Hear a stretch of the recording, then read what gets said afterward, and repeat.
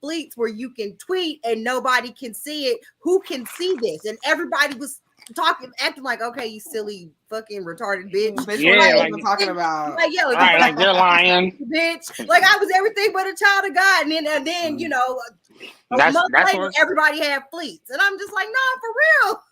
Motherfuckers thought you was lying about fleets, so they had to prioritize their life. It was a lot. I don't have to be on this. It was almost as bad as the time that man told me I looked like a Ford F-150. So, oh wow, he's gonna get beat up. I'm not with that. He was white and he was mad because I said Ben Roethlisberger was a rapist. So, how can a nigga be mad at the truth? I mean, he didn't lose his job. I mean, what do you want me to say? Like, he didn't go to jail and he didn't lose his job. The nigga was doing, he was being an outstanding white person. Like, he was doing white things. Like, I just pointed out that he was doing white things. This and nigga wholeheartedly, because I pointed out that he was being an underachiever. Like, I can't help it that this nigga wholeheartedly raped somebody. You have all the tools. You are a mediocre white man. Why are you calling me ugly on Twitter? You could be fair enough. This is fair. Because they scared. They racist going away. Hence Roe v. Wade. Like confused when is it? I'm gonna say this, and I know we're recording, so people might feel away, and that's fine. But I don't like to give money to white people that are homeless because I just feel like white men because I just feel like why are you failing like this? Like the world is set up for you to succeed. Why is this happening? Like, bro, you got. I thought I was the only person that did that, and I was like. Well, why would you fumble the white bag so tremendously? I was like, you fumbled the bag badly, and I'm not following. I can't support anything like that. I seen a white dude say, he was like, I don't understand what y'all mean by white privilege. Like, I'm from the hood, this and the third. I said, cool. You might not have the same privilege a nigga got that came from a daddy who make $300,000 a year, but in the hood, nigga, you know what I mean? When the cops come through, the cops on anybody else and say that something happened, they gonna come to ask you what happened, my nigga. No one's gonna shoot you. Then what do you mean you don't have any white? Don't worry. when the jump out boys used to hit the block, we threw all the work in your house. Why? Because they're not coming over there. Because we know that they're not looking for you. Exactly. You don't have no privilege. They think the rest of the world works that way, so they don't view it as a privilege. No, a white boy told me one day, he was like, I'm gonna be real. He was like, clearly, you know, I don't hate black people. I'm like, yeah, we friends. He said, but there was a time I did. I said, what? He said, bro, his mom told him since birth that all black people, because of slavery, all black people get a free ride to whatever college they want to go to. So any black person that you see that's failing and didn't go to college, they want to be poor. And so he was raised with that fucking way. Yeah. It took him going to the military and having to be around black people and, you know, being around everybody to realize that shit wasn't true. And they live around other white people. And so you don't know any black people. You don't ask any questions. You assume that's what happens. We would go to cheerleading camp and then they would just get comfortable after a couple of days of you being in their buddy, whatever group. And they start asking you weird ass questions. And you be like, why would you think that? And then you realize it's because they don't know any black people outside of television, like have not met one. I had a nigga from West Virginia when we was in boot camp. You know, boot camp, everybody got a shower together. This dude walked up on me, he said, bro, I ain't trying to be funny. I'm like, what's up? He was like, did you have to cut it off before you came in the military? I said, cut what off? He was like, don't all y'all have tails? I said, what the fuck you just say to me? Wait, nigga, like. No, not the duck tail. Like animal tail, like devil, like tailbone, like tail, like a dog, like a pit bull. Yes, because that nigga's from the part of West Virginia where the wonderful world of the whites, where they from. He a mountain motherfucker. I have to remind y'all, I am from because I am 102nd in Princeton in Chicago. Like every white person I ever been ever had an encounter with had at least five black friends. Right. So like when y'all be telling me this shit is very disturbing to me. Like I had a white girl ask me back in the day when I really had like he thought you had a tail? Like where your spine stops? Like that all black people do. That's actually not that uncommon. I've heard that before too. You not like directed at me, but I've read. Yeah, that's not. My dad and low key. Every time I've Googled that, I only see Caucasians. So I just want to also put that out there. Why y'all over here trying to give us tails? Right. Right. It's a lot of white people with tails. I ain't gonna lie. And web feet because they like to marry each other because they can't stand to marry black people. So when you marry your sister, you get a tail, by the way. Speaking of people that marry people maybe that they shouldn't have. Guys, welcome to All Docked Up. Great. Fucking great. Ooh, that was great. We're back. We're back. I do it. You know what I'm saying? Guys, I'm Chris. That's VJ. That's Penrose. If you are new, thank you so much. We had both of my shows, but this one in particular had a nice influx of listeners while we were away. I know that I was constantly promoting it when I started 420 in Vegas, and any show that I was doing in the process of me taking a break, I definitely mentioned us. So yeah, man, I don't know, but if you guys are new, what's up? That first 5 or 6 minutes of the show, that's probably how every show usually starts. And we are here, and we are bringing a new documentary, guys. Netflix, right? Girl in the Picture. Woo! Everybody was talking about it. We definitely had to do it. Disclaimer: if you're new, we're all of us are from the Midwest. We have a very great talent and ability to bring extreme humor to the worst shit that's ever happened to anybody. I just want to say that. Disclaimer. It's a good disclaimer. All right, so let's get into it, I guess. It's about an hour and 39, 40-ish minutes. Yep. Hey, yo. Thanks for coming back. What's up? We missed you. So on Netflix, this wasn't a quick watch for me, y'all. It was slow in some parts, definitely. Yeah. I will say that because admittedly it was slow, but when I watched it the first time, I just kind of watched it because it popped up and I was like, oh shit, right up my alley. Let me watch. When I took notes, I did it at 1.5 speed because a lot of it was cut. I mean, it's beautifully filmed, but a lot of it is just it's a lot of timeline jumping too. So you kind of have to I would definitely suggest that when you watch this, you definitely sit and watch it, because you'll be in 1992 and then you'll be in 88. So you gotta really pay attention. It's not a let me cook and fold laundry type of. Not at all. Not at all. But I swear to God, I was taking notes while letting it play because usually when I take notes, I'll pause. I'm taking notes while playing, and I'm like, we went from the school to the. How are we back at the school? What did I miss? Right. Interestingly enough, this documentary is directed and produced by Skye Borgman, and if you do not recognize that name, you will recognize some of her other Netflix offering, what is it called? Abducted in Plain Sight. Yeah, Abducted in Plain Sight. There it is. One of my favorite. Guys, I have a confession, and I put it on the timeline. I have to get it out because it'll be good for my heart. Every time I scroll past and I see Abducted in Plain Sight, I want to fucking watch it. Same. And I shouldn't. But it's such an insane fucking story. It's almost like a comedy. Story. Once you watch it the first time and you're enraged and you're like, okay, shit, she's fine and he's dead. Then you're like, fuck it, I can watch this and laugh. Now I can laugh at how ridiculous this is. You know what? It's so ridiculous. Abducted in Plain Sight is actually what made me press play on The Girl in the Picture. You want to know why? Because that title let me know that this was about to be about some white people in the 80s. I could just tell, right?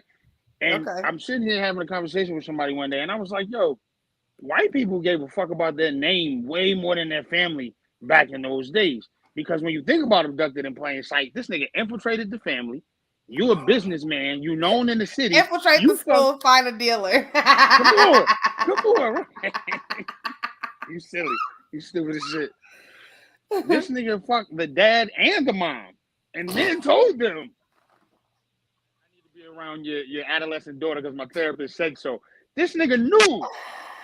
He said, yo, if you don't let me do it, I'm just gonna tell everybody I'm fucking you, dude. Nah, I bet. Go ahead and take the Don't do that. I'm gonna tell everyone you touch my dick. Don't do that. Wild times. God bless them. And then they got on camera and told the world. So I hope they're done with that Mormon thing because there's no going back. There's no going back.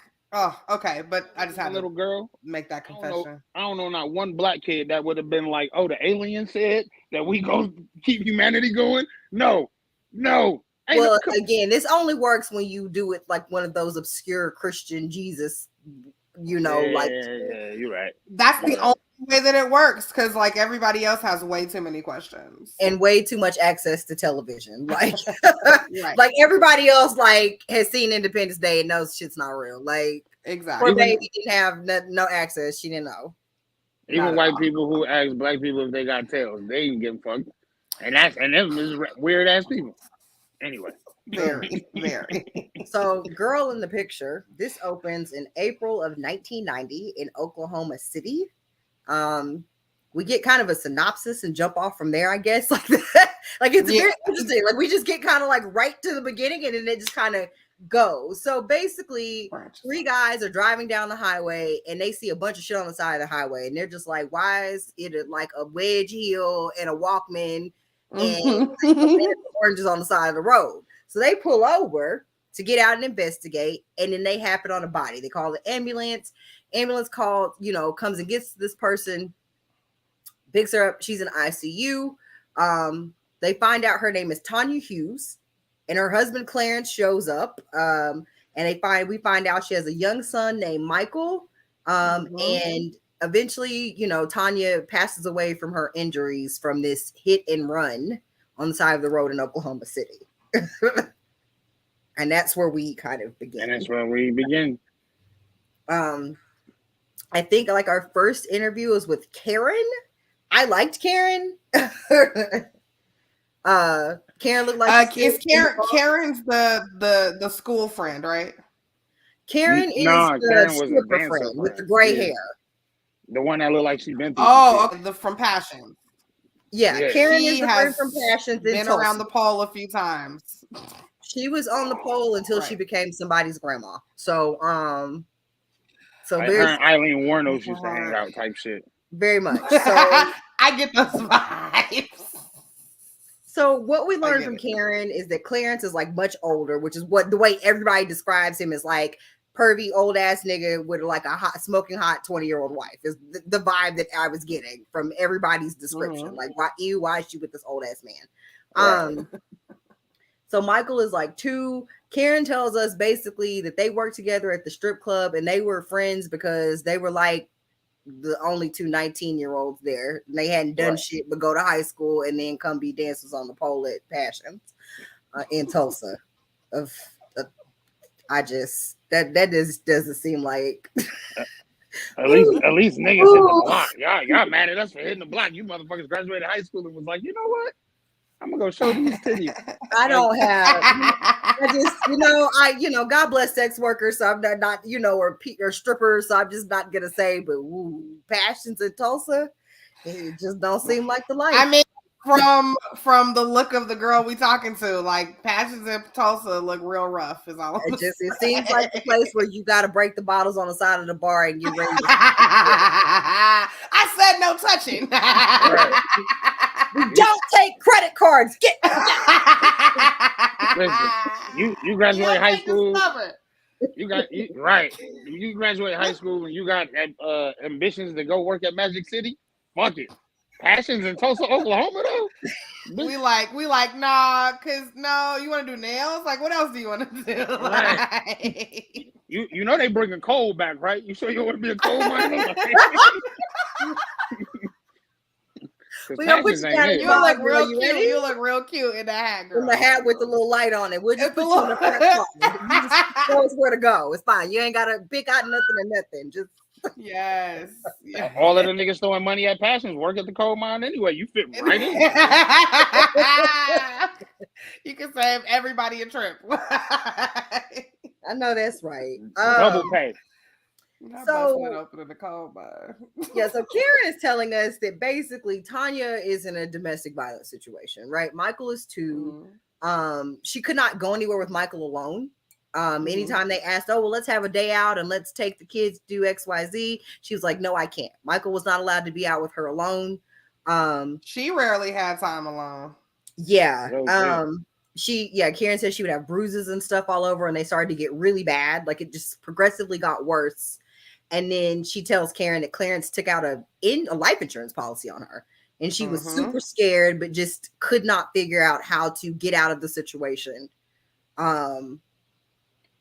Yeah, and then April 25th, they find her on the side of the road, and then she's dead. Basically. I put the laughing face up at the wrong. And then she's dead. Sorry. Oh God.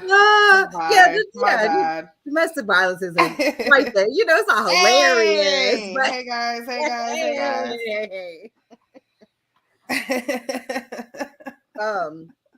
Yeah, so basically they tell Karen what I think we all kind of suspected, that the lady was just not wandering the side of the highway in fucking Oklahoma City, and she lives in Tulsa, and somebody just ran her over for no fucking Somebody reason. In the documentary even said, like, when I found out she was ran over, I immediately knew it was him. Yeah. That's fucked up. Well, okay, now seriously, we all know somebody that they have not committed, they're not going to jail for any crimes. Oh shit. I'm gonna remove you. No, yeah, open the other one. Let that other one come in. Okay, I got you. All right. No, but yeah, I think we've all had somebody that we know that has not committed any crimes, but if we heard that a crime was committed, we would be like, oh yeah, they did it. I can don't know somebody like that. Like you'd be like, yeah, like what are you saying he did? Yeah, I can see he probably did that. Yeah, he probably did that. Like we all have somebody like that, and Clarence unfortunately just seemed like a murderer. Right, looked like it. That nigga gave murder vibes off top. So okay, does he look like Randy Quaid to anybody else? Yes. Okay. Thank you. And I couldn't figure out the white man he looks like. I was like, he looks like a white man that I would recognize walking down the street. Like he looks a lot. And I don't know him, but I do know Randy Quaid. It is, yeah, he looks a lot like Randy Quaid in some of those like pictures where the hair is like slicked back off his forehead. I was like, oh my God. So the girls know her as Tanya, right? Mm-hmm. So when she dies and her friends at Passions find out, they want to go notify who they think are her parents, right? Or I don't know, who were they? Who was it? Her real parent? I don't know. They went and looked in the phone book, so I'm assuming what Tanya did was tell them some made up story about family, or this is my mom's name, or something to that effect. Right. And so they go look up this person in the phone book, and the person exists. Yes. But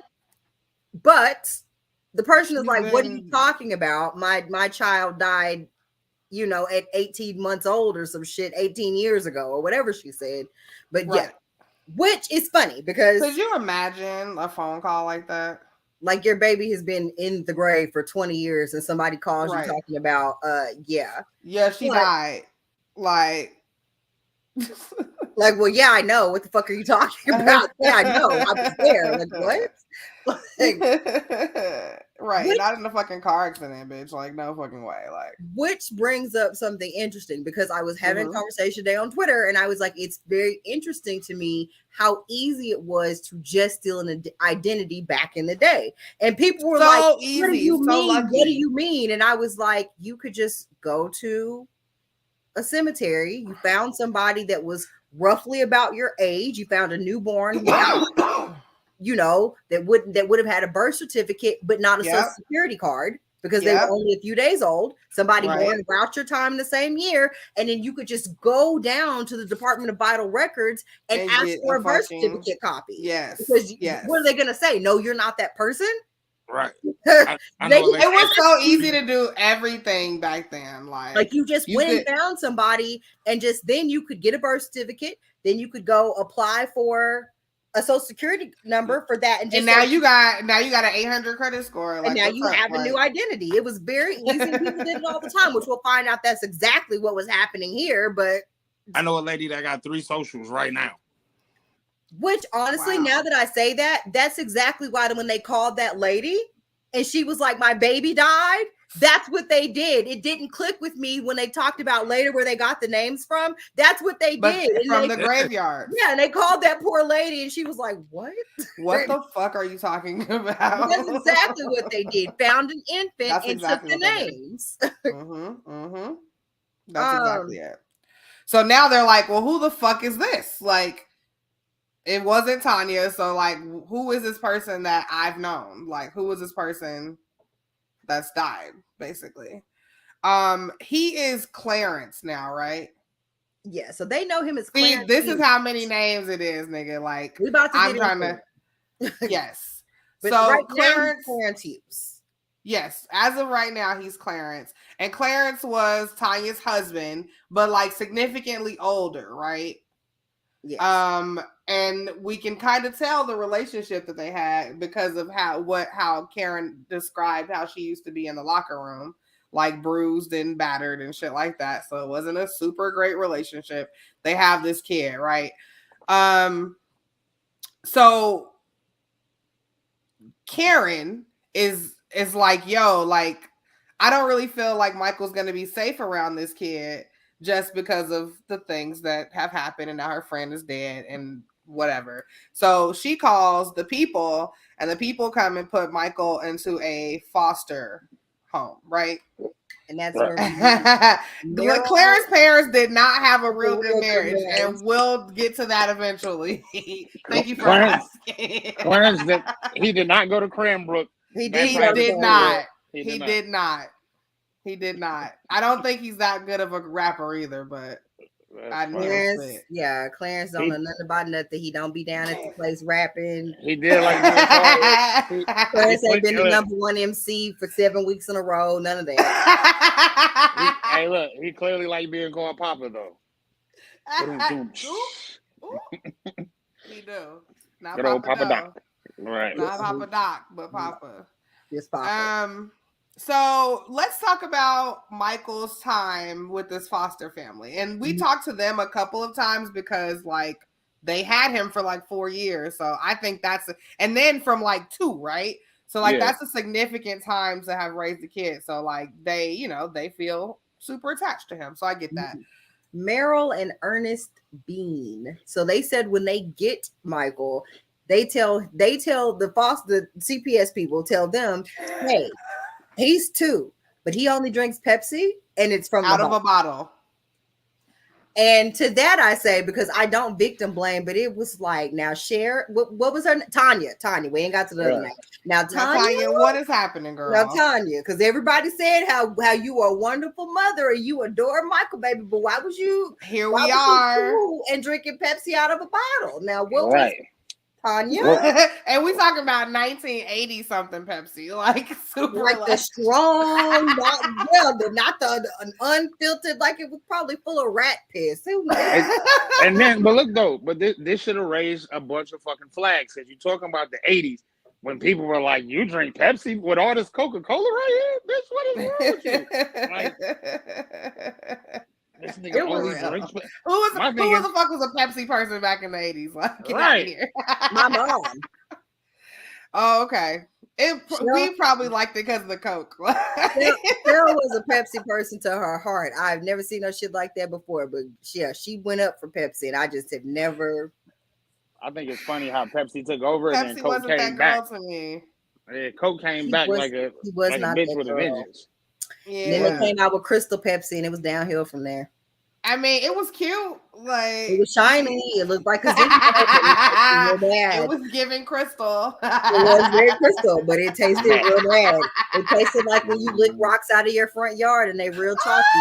It tastes like the water here. The white rocks, the white rocks. The white ones. They got the shiny shit on it. It got the shiny shit. The ones you pick up out the flower bed and right on the fucking driveway. Yes. Your mama always like, leave them rocks alone. Leave them rocks alone. Them ain't throwing rocks. Then which ones are the throwing rocks, motherfuckers? Which ones are the rocks I can play with?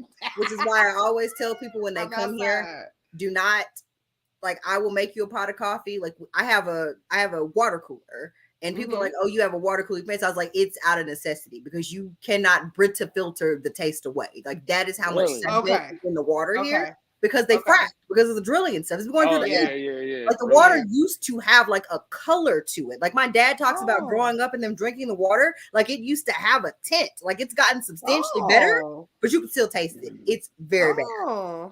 Like anybody, like the restaurants here, they're all on filtration systems. Like tap water, you're getting filtered water. Like nobody's going to give you tap water. People don't cook with it. You don't put it in your coffee maker because it will like crust up. Like, you know, you'll have to run CRL through it. Like it's bad. Like it will break your coffee. It will break your coffee. Holy shit. It's gross. Next time we record, I'm going to fill a glass of water. You'll see. It looks white. You can see the sediment.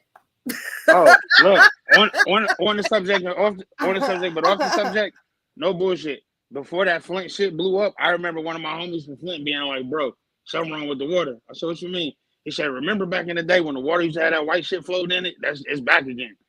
And then shortly thereafter, niggas started getting sick. And guys, Chicago tap water, I don't know how it is now, but nigga, from 86 to fucking like 03, nigga, that shit was delicious. Like that shit was, there was had a problem. like clear motherfucker, like it looked clearer than Lake Michigan. Like I don't know what the fuck they was doing to that water, but that shit, like nobody bought bottled anything. Like I've never lived as far as water, nigga. Bottled water. No. This is the only place here people buy bottled and they buy or they put their entire house on a filtration system, or they are paying to have water delivered. I've never, until I moved here, I'd never known there were places where you could not like just drink your tap water. No, Flint is the only place in the whole state of Michigan. Right. Flint is the only place in the state of Michigan that couldn't drink their own city's water, so they got put on Detroit water. Like growing up, I was like, when I came here, niggas was like, yeah, you can't drink the tap, nigga. Why? Nigga, I want the hose from outside, nigga. What is you talking about? Like, not here. You're not gonna die. But I also know somebody. Hose water used to be the best water. Like, why? It is the best water. It's the last thing I'll say about it, though, because we were talking about Pepsi, but like equivocally, like if you were giving your like Chihuahua Pepsi every day and like they had liver failure, that's what the water will do to your dog here. Like I know multiple people that have small dogs. Like my big dog is fine, but they advise you to like give your like smaller animals filtered water because it can fuck up their kidneys if they. I was gonna ask if you gave the dogs the tap water. Yeah, so unfortunately, I have to buy 5-gallon jugs to share them with the dogs. Yeah. To share. We're going through. I gotta share it with them. The water's hard as shit. You gotta put like one of the fucking our water's kind of hard and shit. Like it's real bad. So I mean, basically it's like drinking Pepsi every day. Yeah. Like so Michael, this 2-year-old, right? Astounding. Michael had all his teeth in the front of his mouth, and I am like, wow, those were some resilient ass teeth for you to have been drinking Pepsi. Not resilient. They were in there. See, because she's in Kyle. She's in Kyle. Oh, I forgot you ain't in Michigan no more. Okay, never mind. Yeah. Is the water that bad? I didn't know the water was that. Well, let me not lie like that. I did know that. Never mind. There's one time I tasted it. Never mind. It is that bad. That's how most stories. It's not horrible, but it's not delicious. So we'll put it like that. Like it has a certain twinge. Like Dasani. Yes, like if you bought like Dasani was running out of your tap, and that's Dasani tastes like somebody drinks water and goes like, and then puts it back into the fucking bottle. Like they rinse their chicken with it, and then it's like something's not like it just tastes like mouth to me, like or skin. Like I don't understand. They're washing their face with it and like letting it drip down. Like skin flakes and shit. It's like it's got like oils and sweat and shit. The Sunny shower water. The tastes shower like run down just like run down there. If white people wash, like I cannot. If white people wash their legs, that's what the Sunny tastes like. Oh my god! Like 10 years of build up from where they just been letting the soap run down. I will literally not drink water if it's only Dasani. Yeah, I would rather just not. keep swallowing. Yeah, like just hot as shit outside. Like, no, I'm good. I'm good. Okay. Is that a LaCroix? Oh yes, it is. It's a guava San Paulo. I'm gonna try that one. I like sparkling water now. It's my favorite. Me too. It's like all of us, like in the last like couple of months, like I cannot get the fuck enough of it. Like I cannot. Well, I don't remember that shit. I've just been drinking Topo Chico and putting it in vodka, but okay, that's the thing. That's just like adding different flavors of fruit to it and having like a grand drunk time for like. But you're still enjoying water though. You're still enjoying it's water. That's all that matters. Like, I drink regular water, but that's just been my drink of choice because it's zero calories. I just been adding sparkling water to like everything. Adding it to my liquor and then like throwing like some fruit in there and like being like, yeah, this is good. This is gonna work. That'll do, pig. And I'm like, great.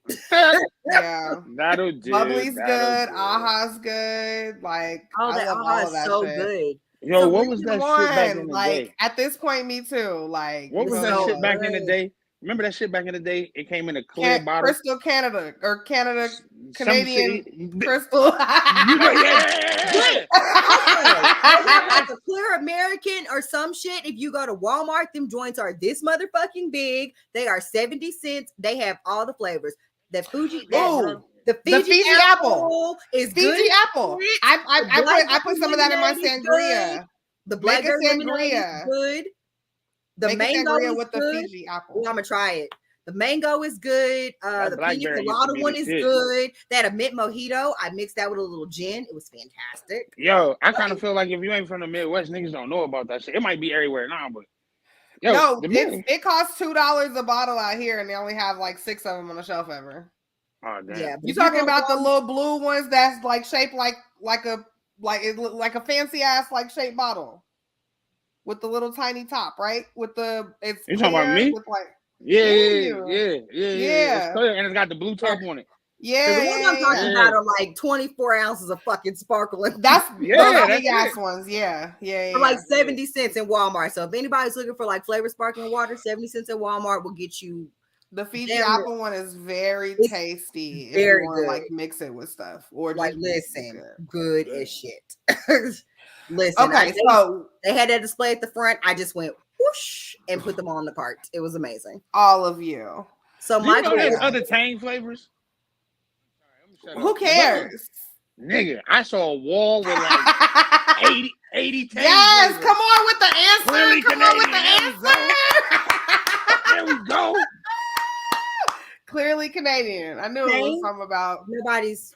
I knew it was something about Canada and shit. No, I don't think I will in my Captain America voice. No, I don't. I'm not Michael. Astronaut orange juice. I'm just saying. Michael was not drinking orange juice or water, just Pepsi. And then Pepsi. Meryl, the foster mom, was like, you know what? Shit's fucked up. We ain't gonna be able to do this. She was like, we ain't do that. That's wild. And so she was like, I'm gonna just wean him off this shit. He gonna have to drink regular milk like a normal child. Astronauts, girl, nobody else. So yeah, and they were like, yeah, we weaned him off the bottle. He was a totally different child. They said that he would throw tantrums and like slam his head against the floor, like from like this high, this high. Right, they really said that too, like this high. Yeah, Michael was what the fuck? Like, and honestly, I feel like it was just sugar. Like I feel like he was just hopped up on fucking Pepsi, and like once he was off the Pepsi, he was fine. Because if he had if he had like severe behavioral issues, like would a week really fix that? Right, the milk wouldn't have done shit. Right, a week wouldn't have evened that out. If that shit evened out in a week, he was just high on fucking Pepsi. Because he's only been drinking Pepsi for 2 fucking years. Why is a goddamn kite on Pepsi? You ever seen a coke addict after a week of not having none? Michael. Niggas so terrible. But he started acting better, and he seemed to enjoy the 4 years that he was there. But during this entire 4 years, Clarence was coming around wanting him back. Right. Yeah, he petitioned for visitation, and we get a cut of him reading something that he wrote about how he should have visitation and how him not hugging his child and him having a wet diaper is not indicative of him being a bad parent, whatever. CPS is like, well, that's all cute and cool or whatever, but let's get this paternity popping and then we'll see about these visits. Because I had to think that realistically speaking, they were like, well, if this is your kid and you're trying to get him back, we have to have it on record that he's actually yours. We have to make sure remember this nigga is yours. Before paternity, though, he was getting visitation because remember, I forgot the mama name already. Meryl. Remember, she was saying that every time he would have to go over there, he'd be like, "I don't want to go with that mean man. I don't want to go with that mean man." And he would just cry and throw tantrums and shit. So somehow he was getting some type of visitation before. Well, I mean, because it was back then, like, and nobody was really checking unless they absolutely had to, like. And I think what happened is that maybe, because foster care the idea, quote unquote, of foster care is to reunify kids with their parents if that is possible. So I'm thinking what happened was they were like, okay, well, really, we can't prove he was abusing him. The plan is to gradually, send him back to his dad. Now we have to prove paternity. Remember when Dave Chappelle said that dude first sexual experience was with Michael Jackson? All we got was awkward Thanksgivings. That is the epitome of this movie. Because back in the day, everybody know that one uncle that every time he came around, get them kids away from him. What Chris Rock say? Get Johnny away from them kids. Oh no! Because think about it. He don't want to go over there. Hey, that kid know what's going on. You know what I mean? And again, it was the 80s, early 90s. People weren't really paying attention like they should have. You know what I'm saying? Like, hi guys, just PSA from us to you. If you have a relative that you feel like the children can't be around, stop inviting him places. Stop. Like it's time. I don't think it happens anymore. I don't think if it still happens. I think it's still like niggas are committed. Niggas are committed to not turning in their relatives to the police. If your relative is somebody that you don't feel can be left alone with children, you need to turn them into the police. Like it's time to get them registered. Like I'm so sorry that you feel away, but it's time to get cousin Johnny on the fucking registry because y'all out of Thanksgiving rotation. Out of Thanksgiving. You don't get no turkey, no stuffing. Let somebody stuff him down to the county jail. That is not let him keep touching the goddamn kids, and you having to be like, don't go back there with cousin Johnny. Fuck that. You know how the what's the name? The comments come up later than the person actually sent it because her smileys just came up, and I'm pretty sure she hit that when I said keep Johnny away from them kids because it's a Chris Rock joke, right? But the smileys came up when she was like, yeah, if your kids are being molested, and then the smileys came up. So Meryl. Oh, so they do the paternity test. Wham bam, Clarence is not Michael's dad. So they terminated his parental rights. They was like, you can stop going with him now. And Michael was overjoyed. And Michael lives 4 years of happiness. He is going to school. Michael's like 6 now, so he's like in the first grade, kindergarten-ish, first gradish. Meryl calls the people because somebody is driving around her house in a truck. And so she calls and says, by chance, what vehicle does his not daddy drive? And they tell her and they say, nah, he keep driving around here looking and shit. They say, you paranoid, girl. That ain't him. They say you paranoid and crazy. Why would a man who petitioned for custody of a child that's not his, found out it's not his, why would he keep coming around? Right. We find out later motherfucking sociopath, but whatever. She asked what the car looked like. She didn't say, hey, there's this kind of car driving around. Yeah. Doesn't match his. She asked first and they told her. What the fuck does this nigga look like? What does he drive? Again. Okay, he's outside. And instead of them saying, we recommend that you call the police, they said, girl, you're just fucking tripping. You're tripping. Close your curtains and stop looking outside, girl. Exactly. Another address, and you need to let him alone. What response were we expecting from a fucking, because corporation of people that was like, "Hey, bitch, I'm going to happy hour. He only drink Pepsi. You good? Y'all good? Y'all good? Yeah, that's yeah, it wasn't gonna be much. So 9/12/1994. So Michael is at school in regular day. A man comes in, flashes a gun out the little coat, and tells the principal, "I'm ready to die today. And unless you don't want to also die, you're gonna take me in there to get my son." Again, white people cared about them they name way more than they did about kids in the 80s. You mean to tell me this 6 foot something ass principal, you didn't think to try to elbow this nigga and scream? You didn't think to do nothing?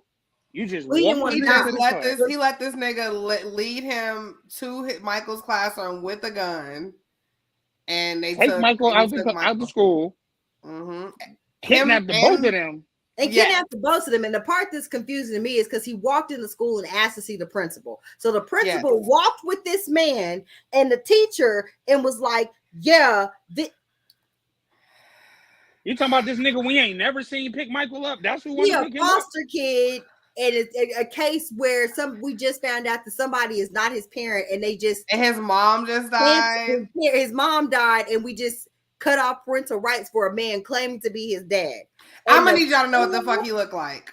And the school didn't think, damn, he don't have.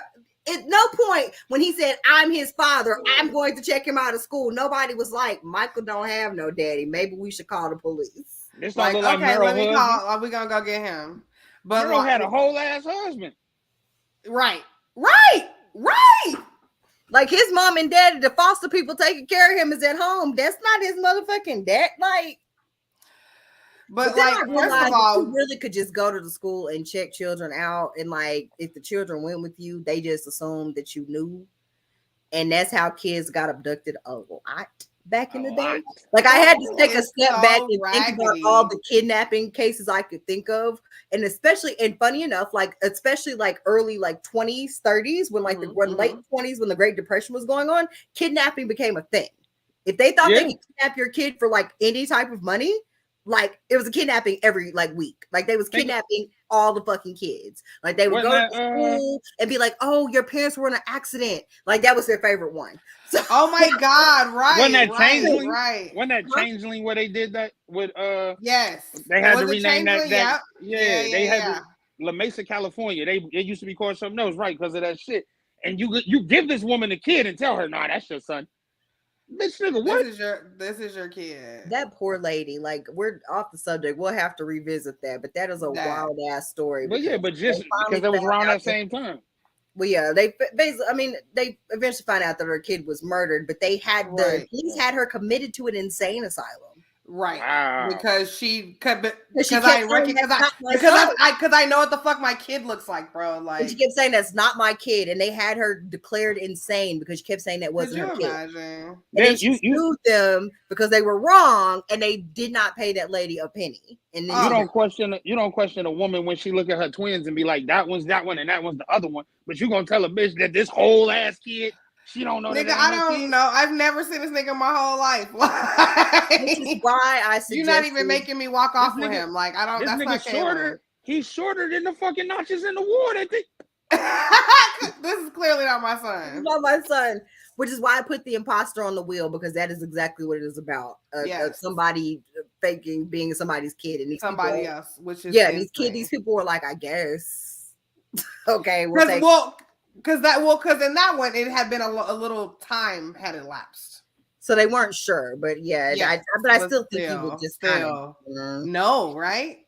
I would hope. I mean, I ain't got no kids, but I have some, but I ain't really trying to get them kidnapped to find out. Like yeah, I would like to believe if something happened to my god baby and he came back like 2 or 3 years later, I would still be like, that's him. Yeah, I would still be like, that's not him. Right, exactly. Anyway. They abduct the principal and Michael at gunpoint. They make the principal get in his truck, drive out to a dirt road. Then he ties the principal up to a tree and then absconds with Michael. Mm-hmm. So now they all over America's Most Wanted and news and whatever else. They on the run. He just got Michael and can't nobody see him, hear from him, whatever. Right. And this one shit got even weirder. I said, now are we at 1990 when Clarence tried to take out the life insurance? Yeah, so Joe Fitzpatrick is the agent that is assigned to this case, and Joe is doing some thorough ass police work, and I wish every police officer was as thorough as Joe, because Joe is that nigga. Joe is that nigga. Joe is a down ass. He stayed with that shit too. Down ass nigga on his shit. Yes. So in 1990, Clarence decides this policy that Karen told us about. He's like, I'm gonna collect on that. This bitch dead. So what he does is gives the people his real social security number, like a dumbass.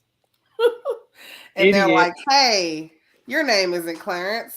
Your name is Franklin Delano Floyd. And is it Delano? Because isn't Franklin Roosevelt's middle name Delano? Why did I was gonna ask that? Oh, am I saying Delano? Because like that's what they said. That's what they Delano. And I kept thinking, is it Delano? Why did a lot of white people have Delano in their name back then? I was gonna say, is it Delano because he's white? And I mean, is it not? It's not. So I say Delano because he was born in like the 40s, and Franklin Roosevelt was president, and Roosevelt's middle name was Delano. So I'm thinking that he has that name for that reason, but I can't be sure. But them saying Delano had me like, it sounded like a cookie. It sounded like a cookie to me, and I was like, "Is that?" That's like the white. That's like the white boy named Darren that moved to the hood and be like, "My name's Duran." So Franklin Floyd had like 1,000 aliases. This nigga was on like alias 27. They do some backtracking. Joe Fitzgerald's like, I'm gonna do some backtracking. And so he figures out that he used to be in a halfway house. And he was like, well, that means that you used to be doing criminal shit. So we finna backtrack some more. We're gonna look up some shit. So here's a timeline that they present us with. In 1962, he abducts a small child and rapes her. He gets picked up for that. I'm assuming he gets charged. Well, he don't get much time because I guess it's 1960 and you can just touch people's children. IDK. 1963, he robs a fucking bank. Right. So then the bank charge gets him 10 years. Now keep in mind, the abduction and rape of the small child gets him little to no jail time. Right, 4 to 5 years. That was in 1962. In 1963, he was robbing banks. So didn't get him much. Right. So he's 63, he robbed the fucking bank. So I guess touching money gets you more time than touching children. Just touching money that doesn't belong to you instead of children that don't belong to you.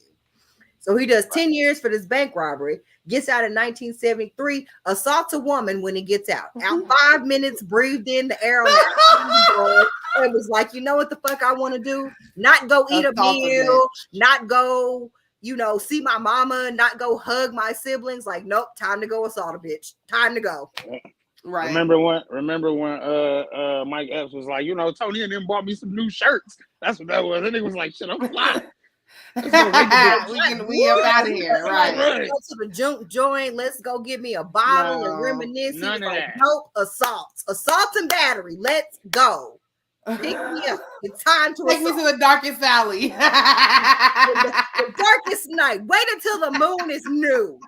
No moon. It's time to assault, and he did. The thirst is real, nigga. What? And then he did. And so they were like, "Wow, this white man is violent." Apparently, was like, "Hey, we fucked up. Let's try to fix it." So he is out on bail because they didn't fix it. And so he was like, "Fuck this! I'm not going back to jail." And he just was like, "Fuck it, I'm gone." And then he was been a fugitive for 2 motherfucking decades. He was like, "You know what? I don't want to go to jail for assault." Right. And it was on the lam. Out in these streets, moving around as if nothing ever happened. And like you said, with creating so many different names, and like again, at that time when you could just move to a different city and be like, all right, today I'm Jerry. You know what I mean? This motherfucker's working. People said he was violent and he kind of was a no good dude, but still, like, yeah, all right, I'm done assaulting. I'm gonna just go on the lam, and thank God there's no internet. What y'all about to do? So that was it. He went on. He just decided to be somebody else. So this is when the FBI kind of tells Joe Fitzpatrick, like, if we kind of jump back to where Michael's taken now in 1994. And they basically tell him what we kind of know to be the truth, right? When children are abducted, you really like the first 24 hours are crucial. After that, the probability of getting the children back alive is very, very slim because abductors know children need things. And it's very hard to keep them placated, very hard to hide them. Everybody's looking for them now because of Amber Alerts, which they didn't have at this point. But the point is that typically when children are abducted, they aren't kept. They're assaulted in unfortunately killed and discarded. And so what they thought is that because Michael was his child, even though he was a fugitive, their guess was he maybe had like a week to 2 weeks before Michael would become a liability and he would probably kill him too. Right. And so this is when we meet Jenny Fisher, I think. So Jenny tells us that her mother sees the news report about Michael being abducted. And the mother is like, come look at this. They're saying this lady's name is Tanya, but I swear to God, this is Sharon. This is Sharon Mitchell. Yeah. And before this part, though, there was a part for everybody who hasn't seen this yet where they talked about the woman Tanya in high school, how smart she was. She was a part of all of these clubs, and she was going to be a engineer. Just all of this shit, you know what I'm saying? And she went through her entire high school career. I don't think they were in Tulsa anymore at this point, were they? I don't think. But no, this is not Tulsa. No. They are in Forest Park, Georgia, when she's in high school. And and she is Tanya. I forgot her last name. I feel so bad. But no, Marshall. There you go, Tanya Marshall. No, Tanya Hughes, Sharon Marshall. Sorry. Sharon Marshall, yeah. Yeah, she was Tanya Hughes in this high school, and the part that VJ is talking to you all about now, the people who saw her on TV, she was Sharon on high school, right? That's what it was, right. Yeah, they knew her as Sharon Marshall, so they were very confused because Jenny was like, "What do you mean Sharon's on TV? Like, is she talking or something?" And she was like, "No, she's dead."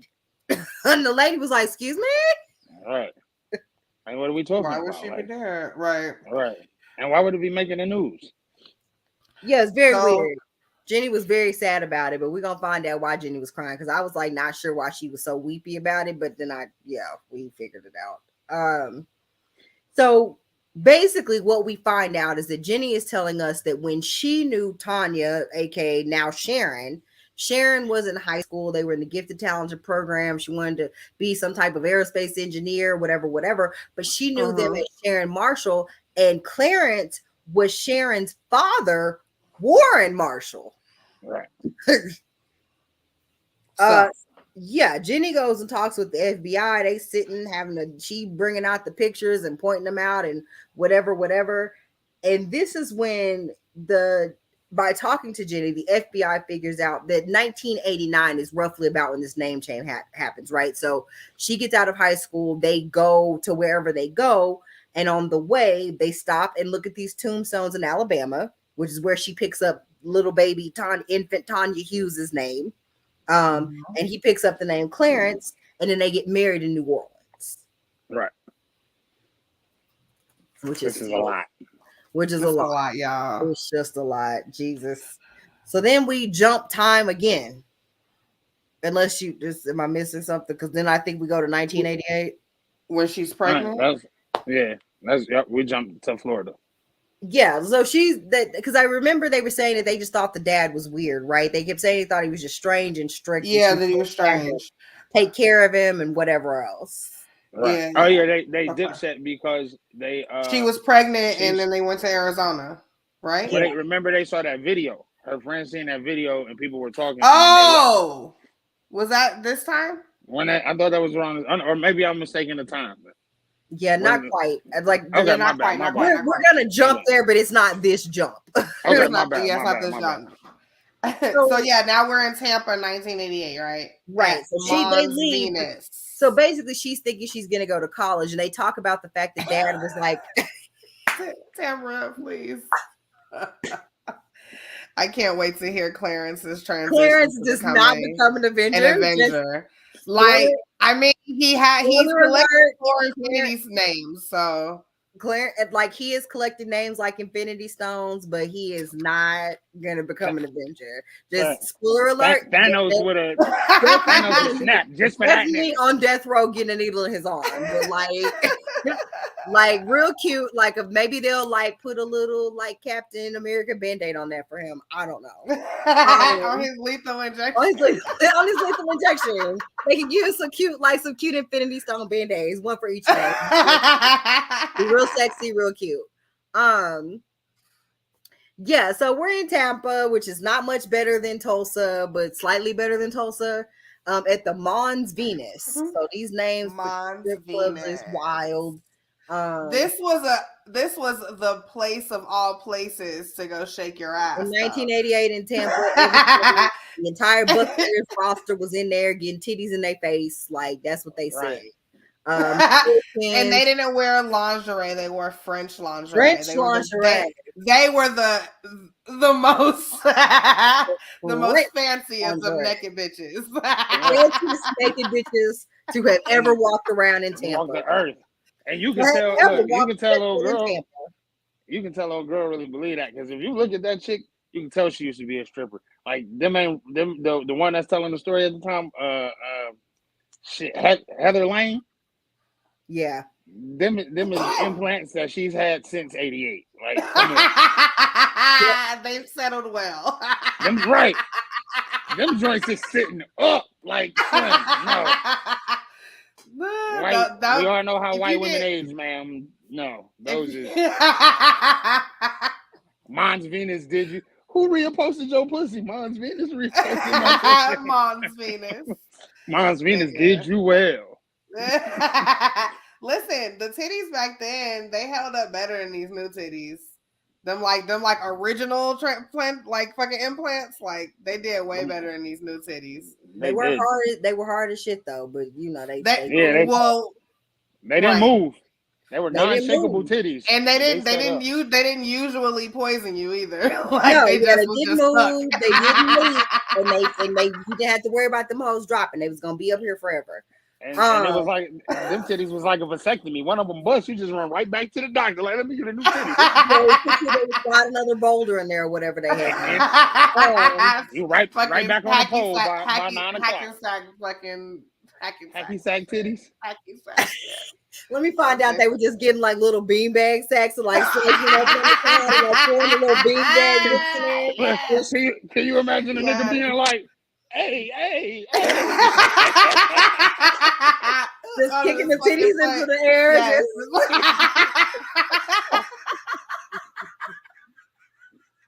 She's under, she's asleep, she'll never know. Like, nigga,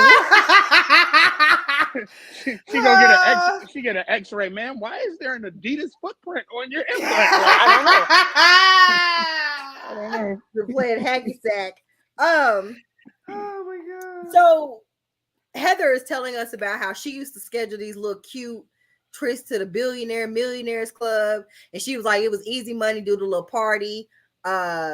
You would just dance 3 dances, did nobody touch you, they paid you, and you left. I didn't come here for all that. I just came here to dance. So they just came there to dance, they got their little money and they left. Well, one of the guys is like, you got to get Tanya, because Tanya over there offering the BJs in front of the bathroom for $50. She says sexual favors, but let's back up just a little bit, because it's important to know that why Tanya was doing that. Tanya's dad, right? Was she Tanya here? Yeah, she was Tanya here. She was Tanya here, right? Okay. So Tanya's dad was the one who made her obviously go to the strip club, and then immediately, like, upon her like being in the strip club, was like, go ask that bitch about them private parties. Like, go ask about Junior's bachelor party and shit, right? Yeah, you need to be down. Right. So then I guess that wasn't enough. And so now he has her outside of the bathroom at her place of employment, out here acting like she's a fucking like she out on the street corner, basically. Right. Sucky $50.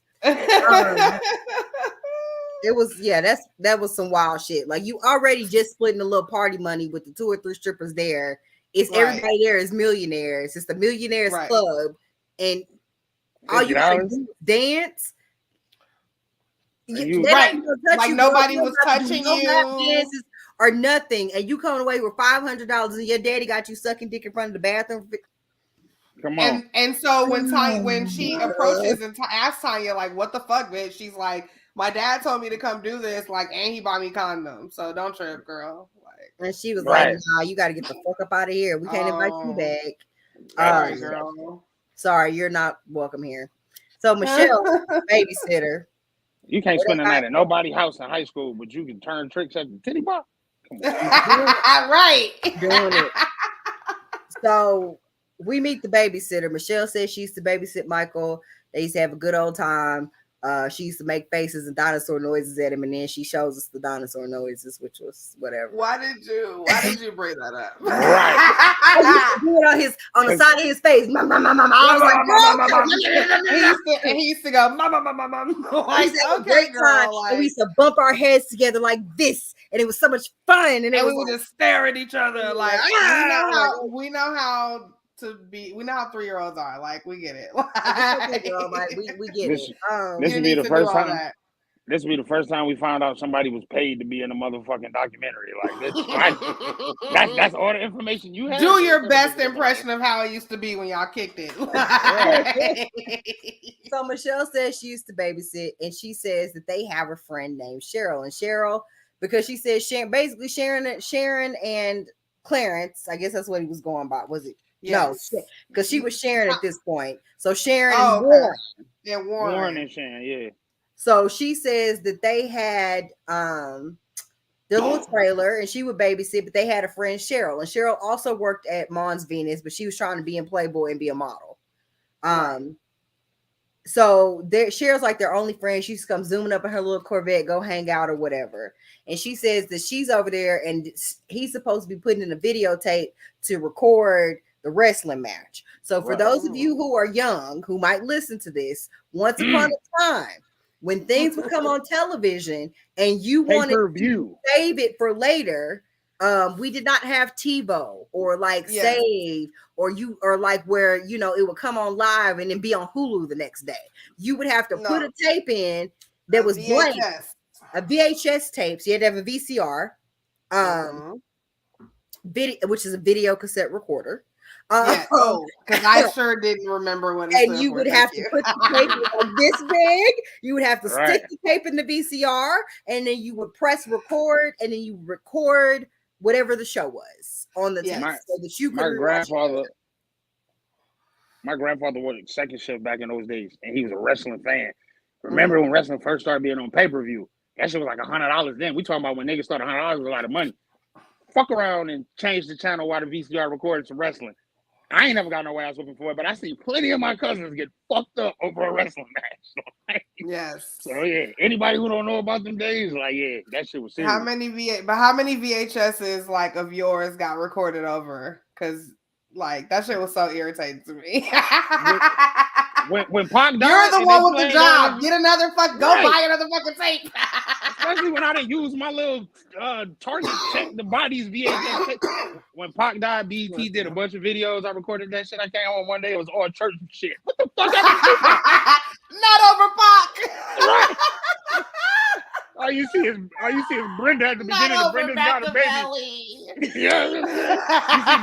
Brenda's got a baby. And you see Brenda, and it's just like tambourines and shit. And all of a sudden, not over rocking around.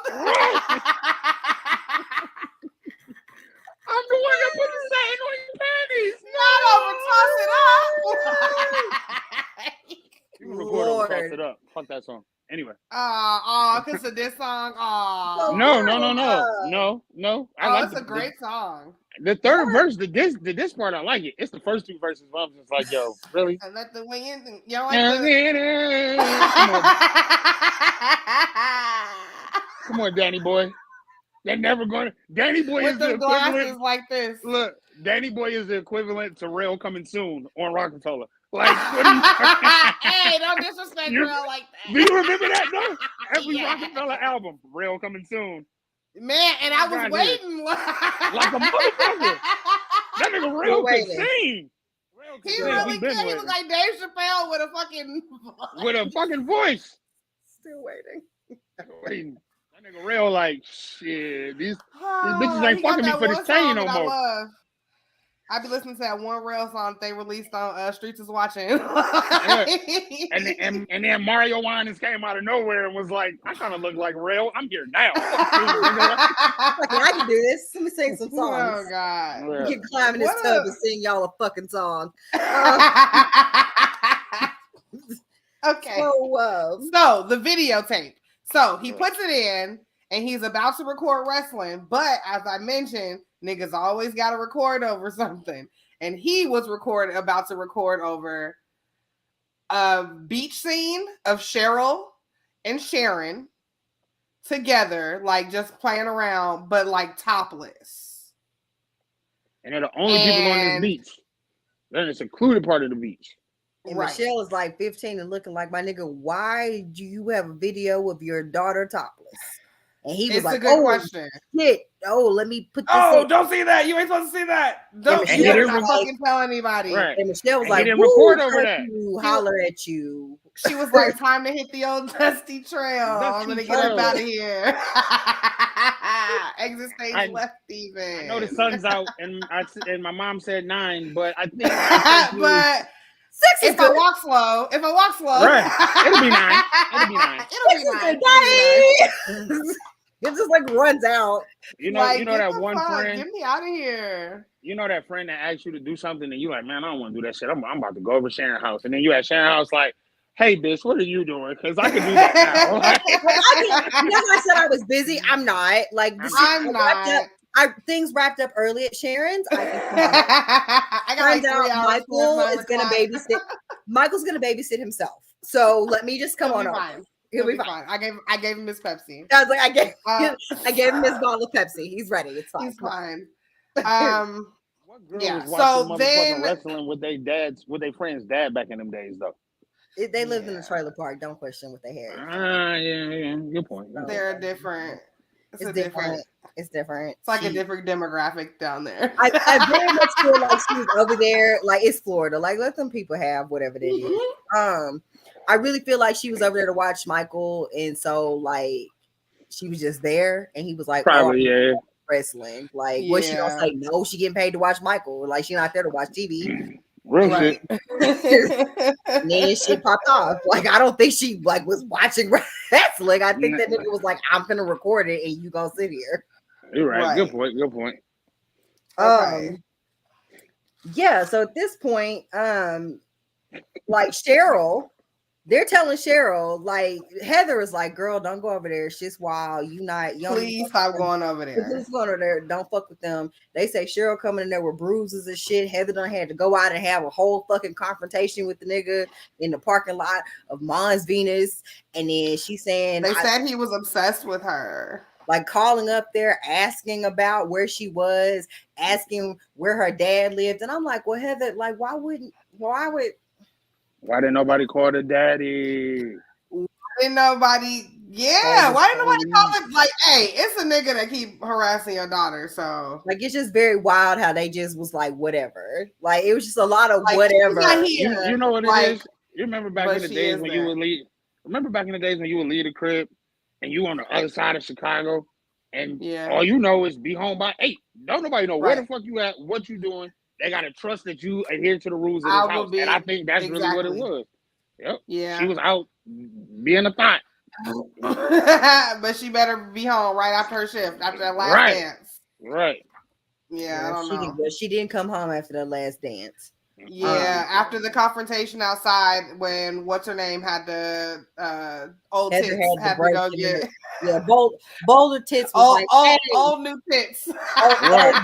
Old rock titties. I want them old bitches walk by. You be like, maybe. Old hacky sack. When old hacky sack titty Heather. Hacky sack Heather told the people.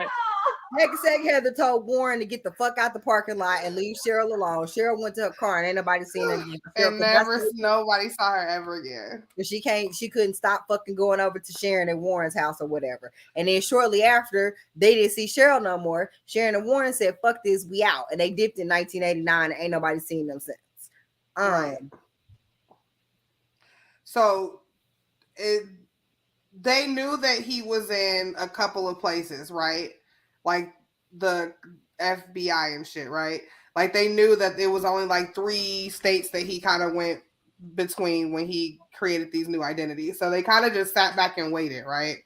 Until in between this we get like a Jenny cut where she tells us she spent the night with Sharon and she tells us some super weird shit. Oh, about the lingerie.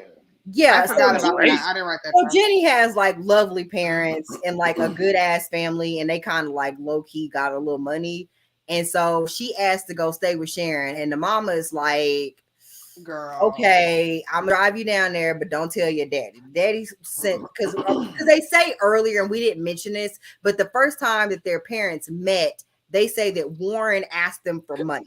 Fuck, I missed putting this up there, but I'm putting it up there anyway. I was laughing too hard. Look, Warren pulled what scammer bitches pull in niggas' DMs. Hey, so my car just broke down. I know we just met yesterday, but do you have 2? It was very, can I have $40? My rent is due or whatever. Yes. Yes. And so they were like, absolutely the fuck not. We don't know you.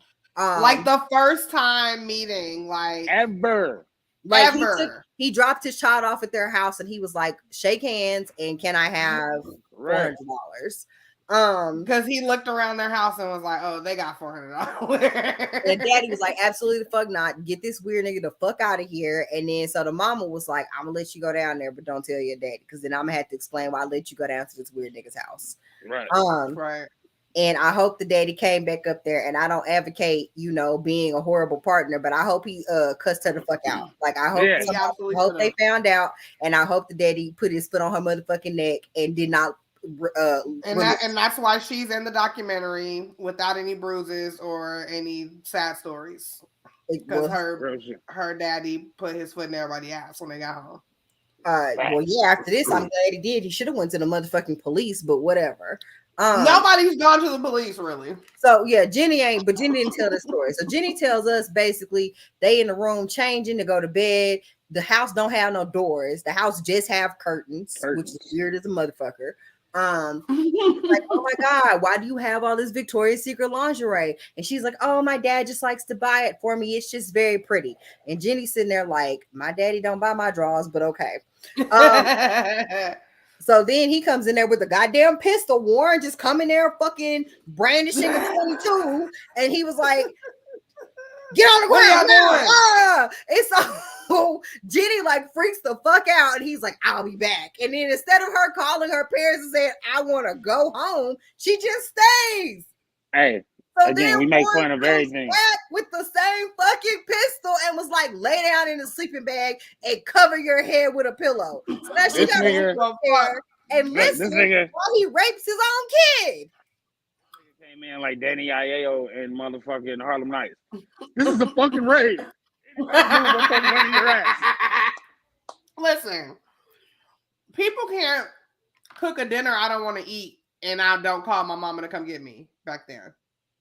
Nigga, if I don't want to eat this, I'm going home. Like, and I can't. So you not about to pull a gun out on me and make me do no weird shit, and I'm not going the fuck home. Yeah, it was very weird. Like, it was very flippant and like weird to me because in my mind, I'm thinking that's white people shit. Like, God bless her. I'm so sorry she had to go through that and witness that. But it's just like, that's very white because there is no world in which my mom would send me to somebody's house that we already thought was weird as fuck. Right. Like, I wouldn't even have gotten to go. Like, she'd have been like, Sharon could come here.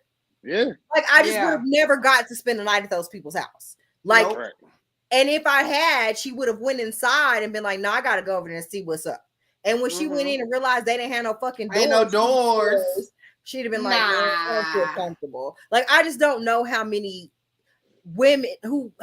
people are parents of girls who would allow that, already knowing that the situation is weird there. Like, I understand that men are single parents of daughters all the time, but typically when you are having a sleepover at your house, then you would have like your aunt or your sister or somebody like that be the person to host it so that it doesn't feel improper for a grown man to just be alone in the house at night with little girls. Right. My dad, when my sisters lived with us, my dad would leave if they wanted to die sleepover. Like, me and my pop would go somewhere else. You know what I mean? And like you said, my aunt would come over or something like that. And that's weird. That's weird as shit. I'm not saying every man is a pedophile, but I'm just saying there are certain things that are just proper. And it's just, I just don't, nothing in my world or the people around me would have allowed that type of situation to happen to me because I just wouldn't have been there.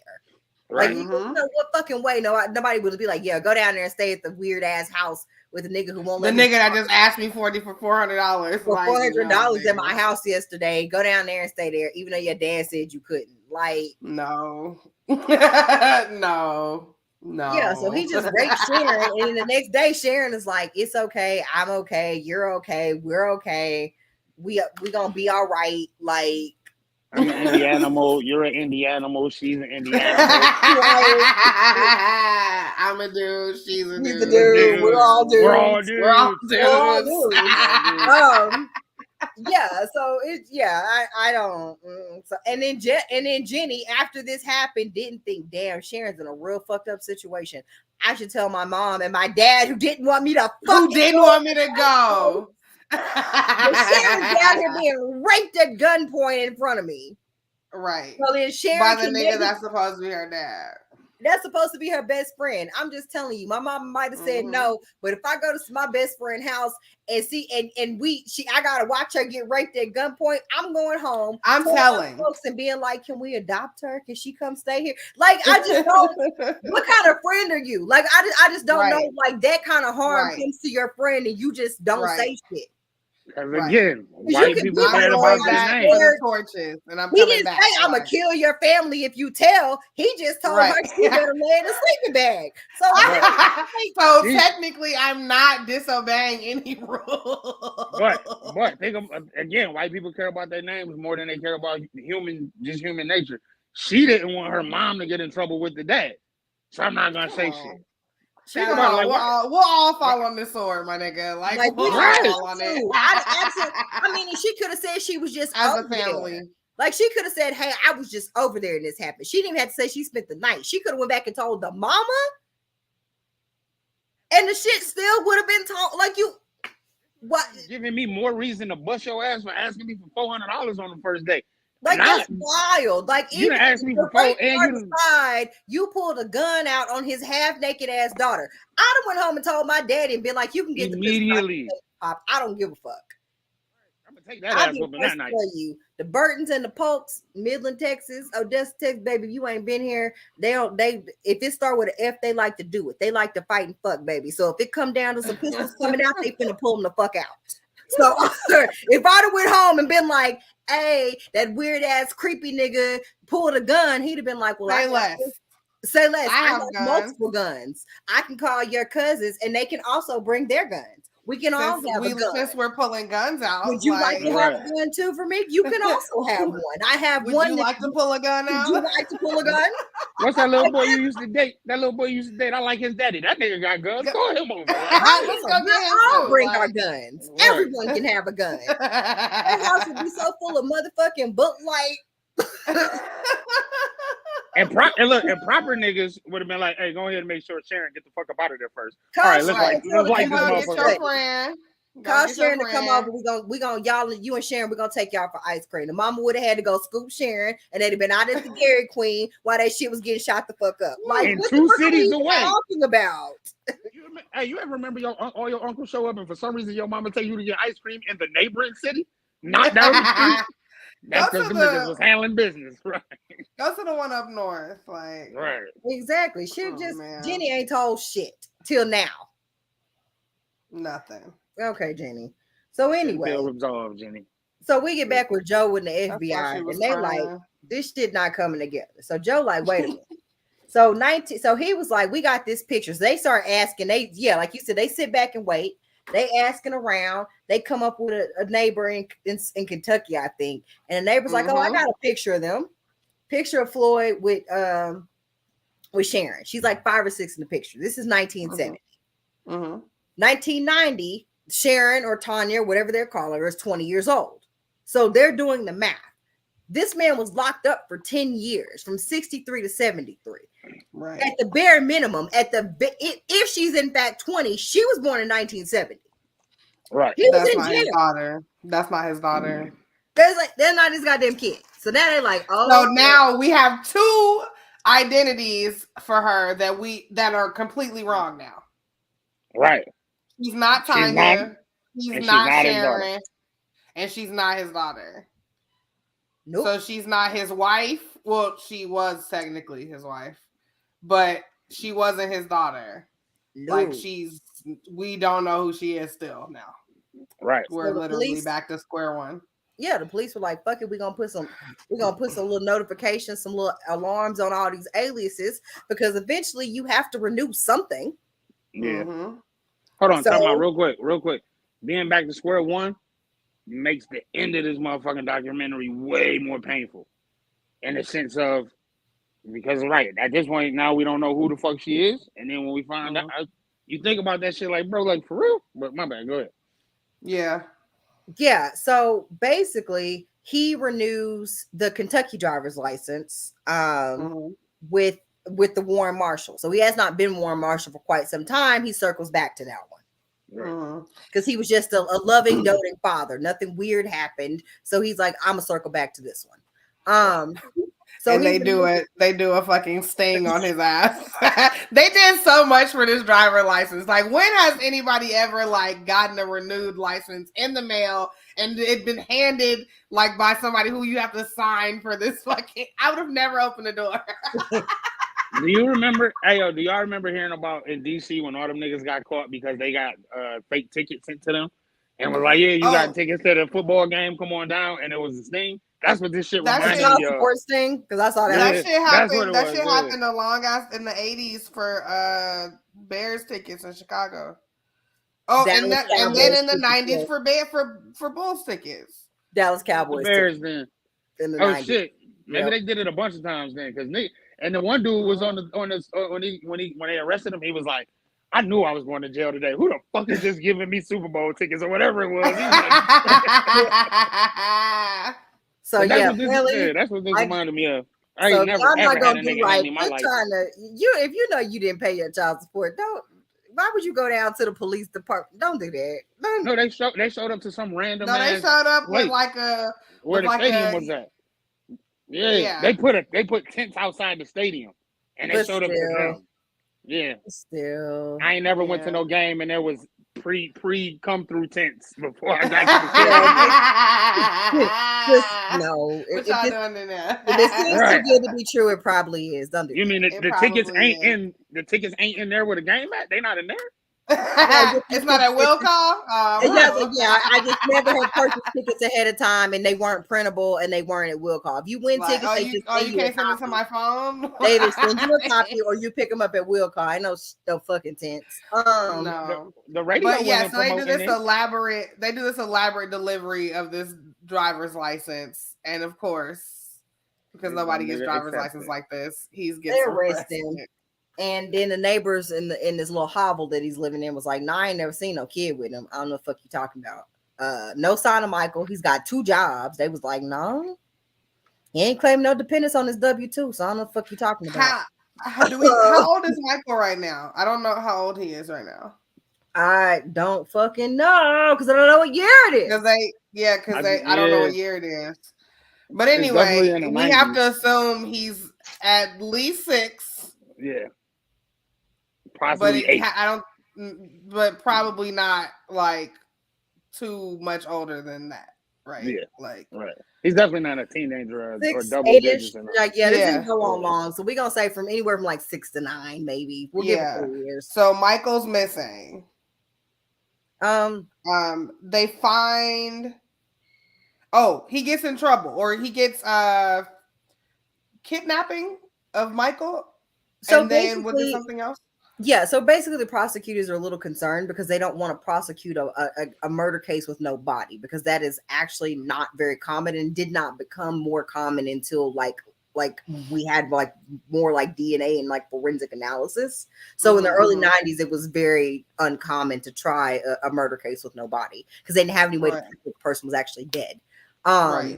So they get him on a host of other shit. Like basically they're just like the kidnapping and the use of the guns, and then like the kidnapping of the principal. Like it's enough to get him 52 years. And so Yeah, and then they find his truck and find a bunch of photos taped under the motherfucking truck. And not his truck, the principal's truck. Well, the principal's truck that he stole, that was he was using as his truck. Yes. They were like, "God damn, you nasty ass bitch! Why is it all these little girls' pictures taped under this truck?" And the Why principal did he? How they didn't know that this was the principal's truck? Like the nigga didn't say, "Hey, this is my license plate number." Oh, I don't know. Yeah, they assumed they were his pictures. Because there were pictures of Sharon mixed in, and the guy, and I think the principal wouldn't have known Sharon. I think that's what tipped them off. For sure. That's what I thought. Like any defense attorney worth his salt would have said, "Well, how do you know these are his pictures?" But they're not the principal's pictures because pictures of Sharon are mixed in, and Sharon was dead by the time he knew Michael. So there's no way there would have been any overlap for him to have pictures of Sharon. Yeah, I'm just saying this nigga didn't report his truck stolen. Ain't nobody. Oh well, no, we know it was stolen because he took the guy took it.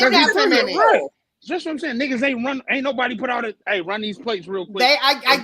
From where the way the documentary said it was like they hadn't found it yet, and then they found it. Okay, no doubt. So I don't know how far he took it. This was the 90s. We don't know. The police was doing the best they could, I guess. He just went like this, and then was like, "I don't see." Yeah, they was like, "We looking for it." I see that shit. We looking for it. So 1995, they're back in Florida. We done jumped again. They done found the skeletal remains of a woman on the side of I-275. And in 1996, the FBI shows up and was like, "Hey, we got these pictures of this lady that was getting her ass kicked in these Polaroids. Pretty sure she's dead. Do you think this is your Jane Doe?" And they was like, "Let's find out." And it was Cheryl. Yep. Because they matched a T-shirt that was in the photograph that was given to them with some shit that they found at his house or some shit like that. Well, when they found the skeletal remains, it looks like she had been strangled, and it was like tied in knots, so she was tied up with it, but it was the same shirt. Yeah, the same shirt. So the remains they found are Cheryl Comesso, and she has been missing since 1989 since the night that he got into it with her in the parking lot, basically. Right.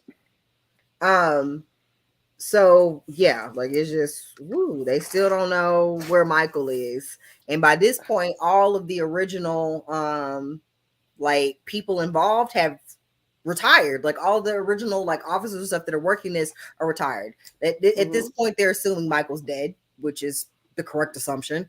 Right. And they're just like, whatever. So there's an author who decides to write a book about this situation, about Cheryl. And so he contacts Joe, the guy who's retired, and he was just kind of like, "Well, I'm trying to find out more." I think his name, Matt Birkbeck. There we go. So Matt is trying to write this book, and he's like, "I'm going to go have an interview with Floyd." Yeah. And then Floyd comes out here with all of his paperwork, like this nigga worked for ACLU. He came out with the boxes and shit like he was gonna get defended. He said, "I'm just here to tell the damn truth." Nigga, come on, nigga. Ain't nobody about to listen to that. He said, "Nigga, I am not no fucking lawyer." Like, you can put all of that shit away. He started pulling fucking baby pictures out the box. "This is me in 1940. Like, just nigga, I just want to know who this girl is. I just want to know her name. We're not gonna talk about that. Let's talk about when I had to go to the Baptist orphanage. Like, this nigga pulling out old baseball pictures and shit. This is me on the Little League team. I was the shortstop, motherfucker. Like, what? The best damn shortstop they had. That there was. This is me in World War II. Like, just. He was fucking tripping. Bruh, put all of that shit away, nigga. I don't care about none of that shit. Out of nowhere, that nigga said, "You like Harold Melvin without the blue notes. Without me, you'll never go platinum." Nigga, what are you talking about? And poor Matt was like, okay, you're not gonna tell me. Okay, that's fine. Thank you. Like he's like, I understand how he became a monster. And I just wrote blah blah blah because I know so many people really because I don't care about none of that or raised by murderers, and they aren't fucking murderers. They aren't kidnappers. There's so many people who have had horrible things happen in their lives that should have made them monsters, and they're still wonderful people. They decided to not be criminals. Yes, exactly. So I was like, I don't want to hear this shit. Like, I'm so sorry that happened to you. I'm so sorry your family couldn't take care of you and you had to go to the orphanage. But goddamn. Like, you're not the only person to ever have bad shit happen to you. Like, get the fuck out of here. And also, this isn't even the first time he got arrested for doing bad shit to other people. Like, so get out of here with that sob story. Like, this is your first hiccup, my nigga. Like, I'm sorry that you went to... I'm sorry you went to a high school where the teacher told you to drop the drawers and everybody laughed. I'm sorry, but nigga, who's this good girl? If you're an All Dr. fan, if you're an All Dr. fan, you know what that means. Anyhow, I was like, I remember that episode of The Office where they were roasting Michael and he go and and fucking Pam goes, remember that one time I saw your penis? And she's like, and if it was a size, it would be an iPod shuffle.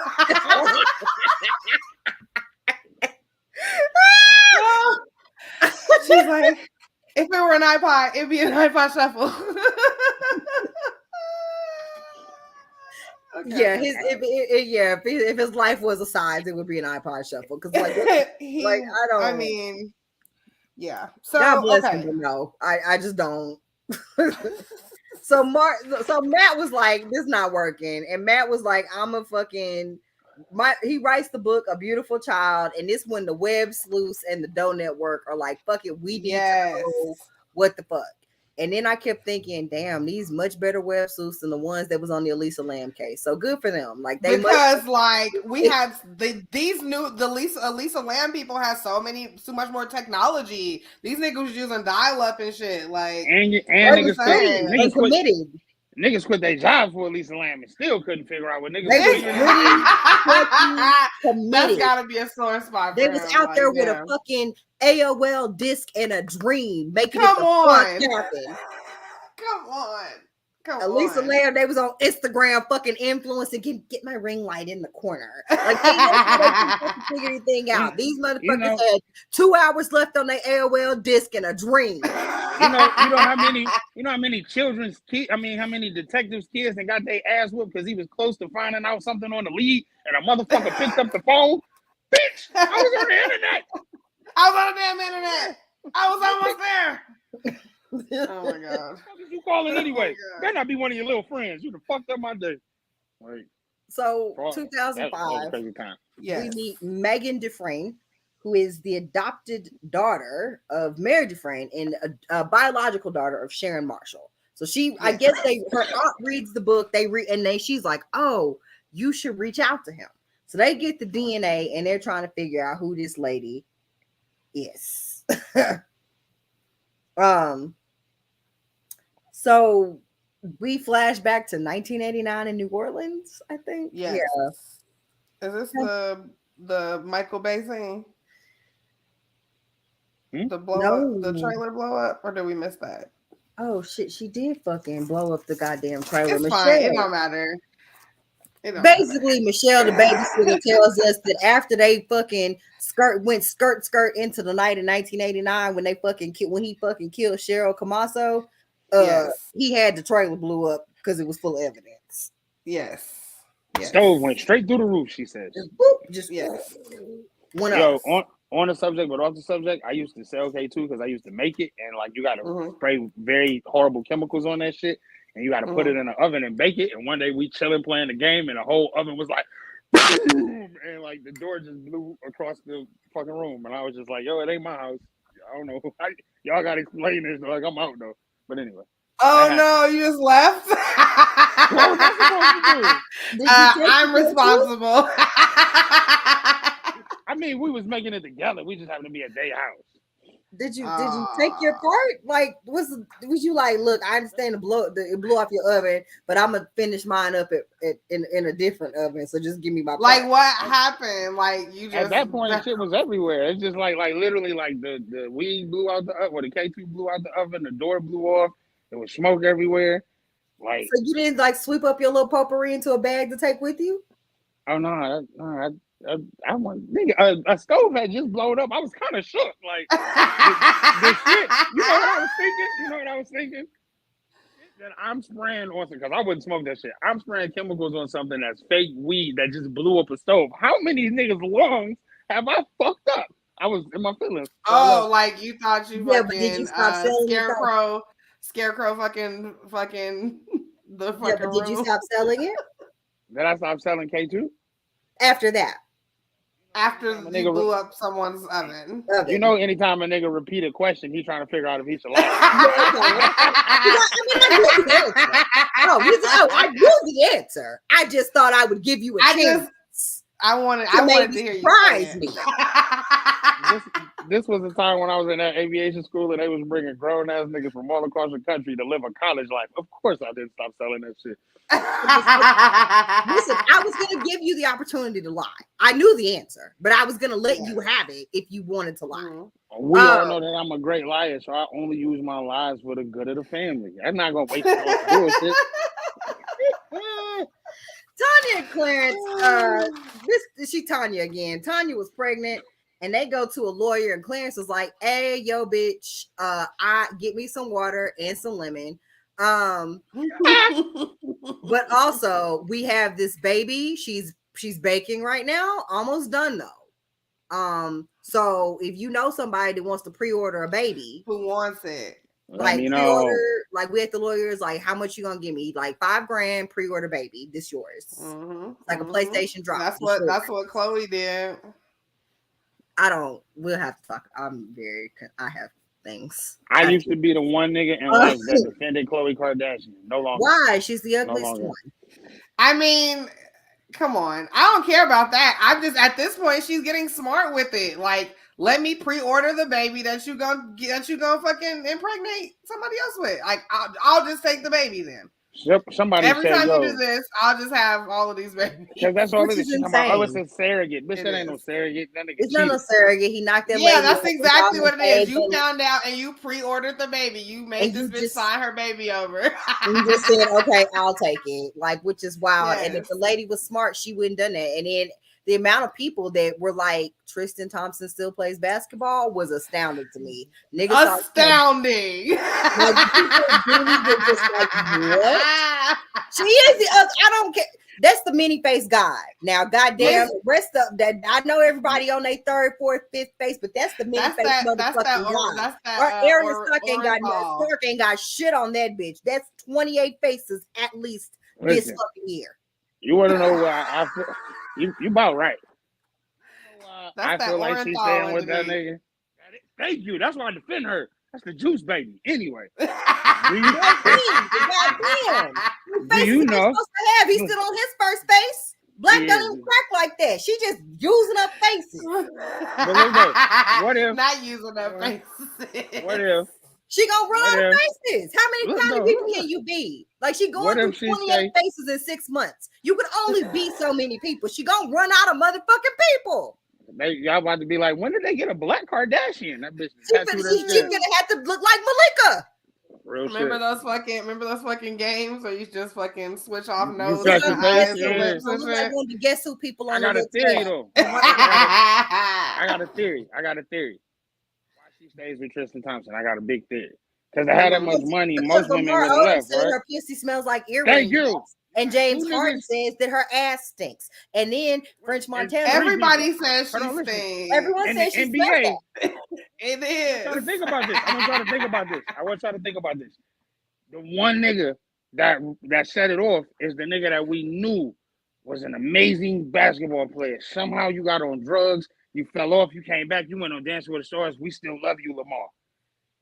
Anybody else would have said that? I'm watching College Hill right now. I don't know. Lamar being like, man, that bitch must smell like fish. This was his wife. He loved her. For that nigga to come out and say it, And they asked KD, why you wouldn't fuck her? Okay, so then I have a follow-up question about that. Because it was his wife and he did love her. Was he salty? Did it really smell like earring backs?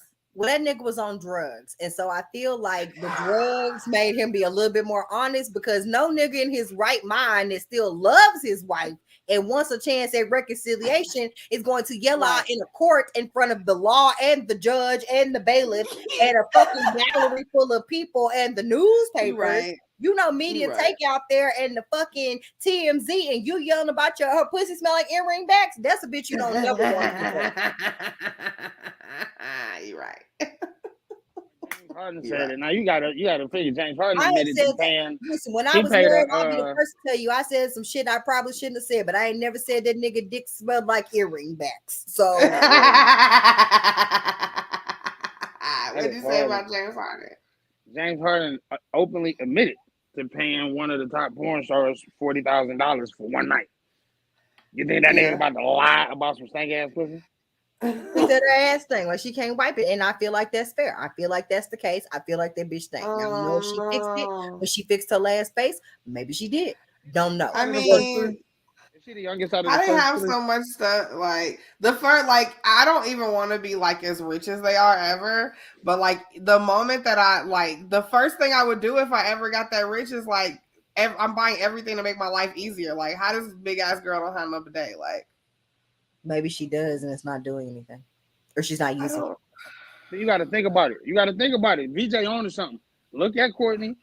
Courtney. The only reason Courtney don't have a line of a lot of shit is because she wanted to be the married life. She chilling with Travis. She came out and said it.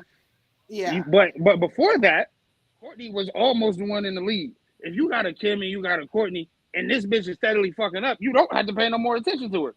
If you think about it, the only time we really see her is when Tristan is cheating and on the show. That bitch don't do nothing else. She don't have to. No, she got that. No, she got a.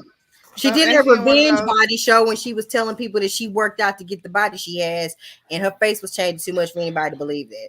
So then it got canceled. So I don't know what she be doing. I don't know her and Rob. Maybe she be helping Rob fold them socks he not selling for. Maybe she got faces like this. She got BBL. It don't match.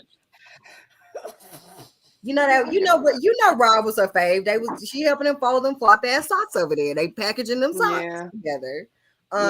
She over there braiding dream hair for him or whatever. You know, I wonder if Rob, like when Black China got her ass whipped, I wonder if Rob was somewhere like, you know what? Probably, because didn't they say they don't have kids 2 days a week shit, or 1 day a week, whatever the fuck they told their lady. So yeah, she over there helping them babysit and fold socks. So they get a baby up for adoption. The baby name is Megan.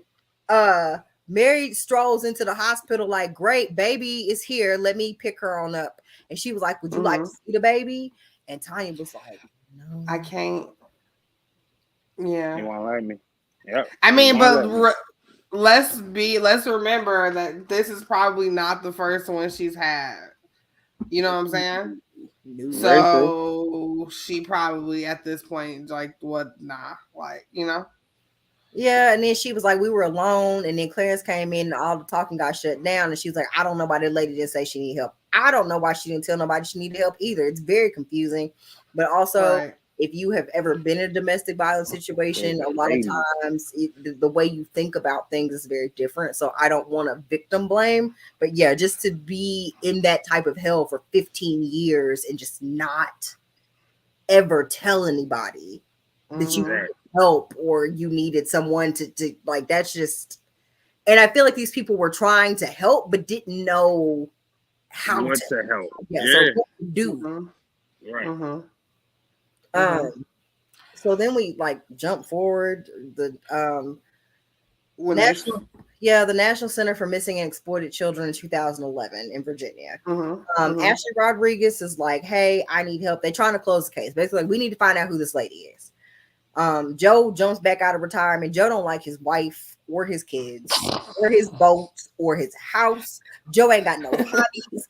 Joe's only hobby is finding out what the fuck happened to Michael and who the fuck Tanya is, because he immediately like Ashley called and he was like, you want me to do what? Here I come. Oh girl, say less. I'm here. Say less. Another Harlem Night reference. Hey, it's Joe. Let me talk to your mama. I ain't never coming home. I gotta fucking solve this fucking case. That nigga said fuck the family as a staff record label and as a motherfucker. You want to be down with the family? Good money. Good money. Man, right. Fuck Clarence. Get money. Right.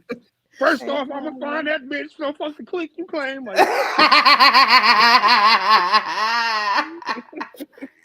So yeah, so then Ashley's helping. Ashley's like, I'm gonna enlist the FBI. We need to go talk to Clarence, Warren, Buffett, Jr., Harrison, whatever.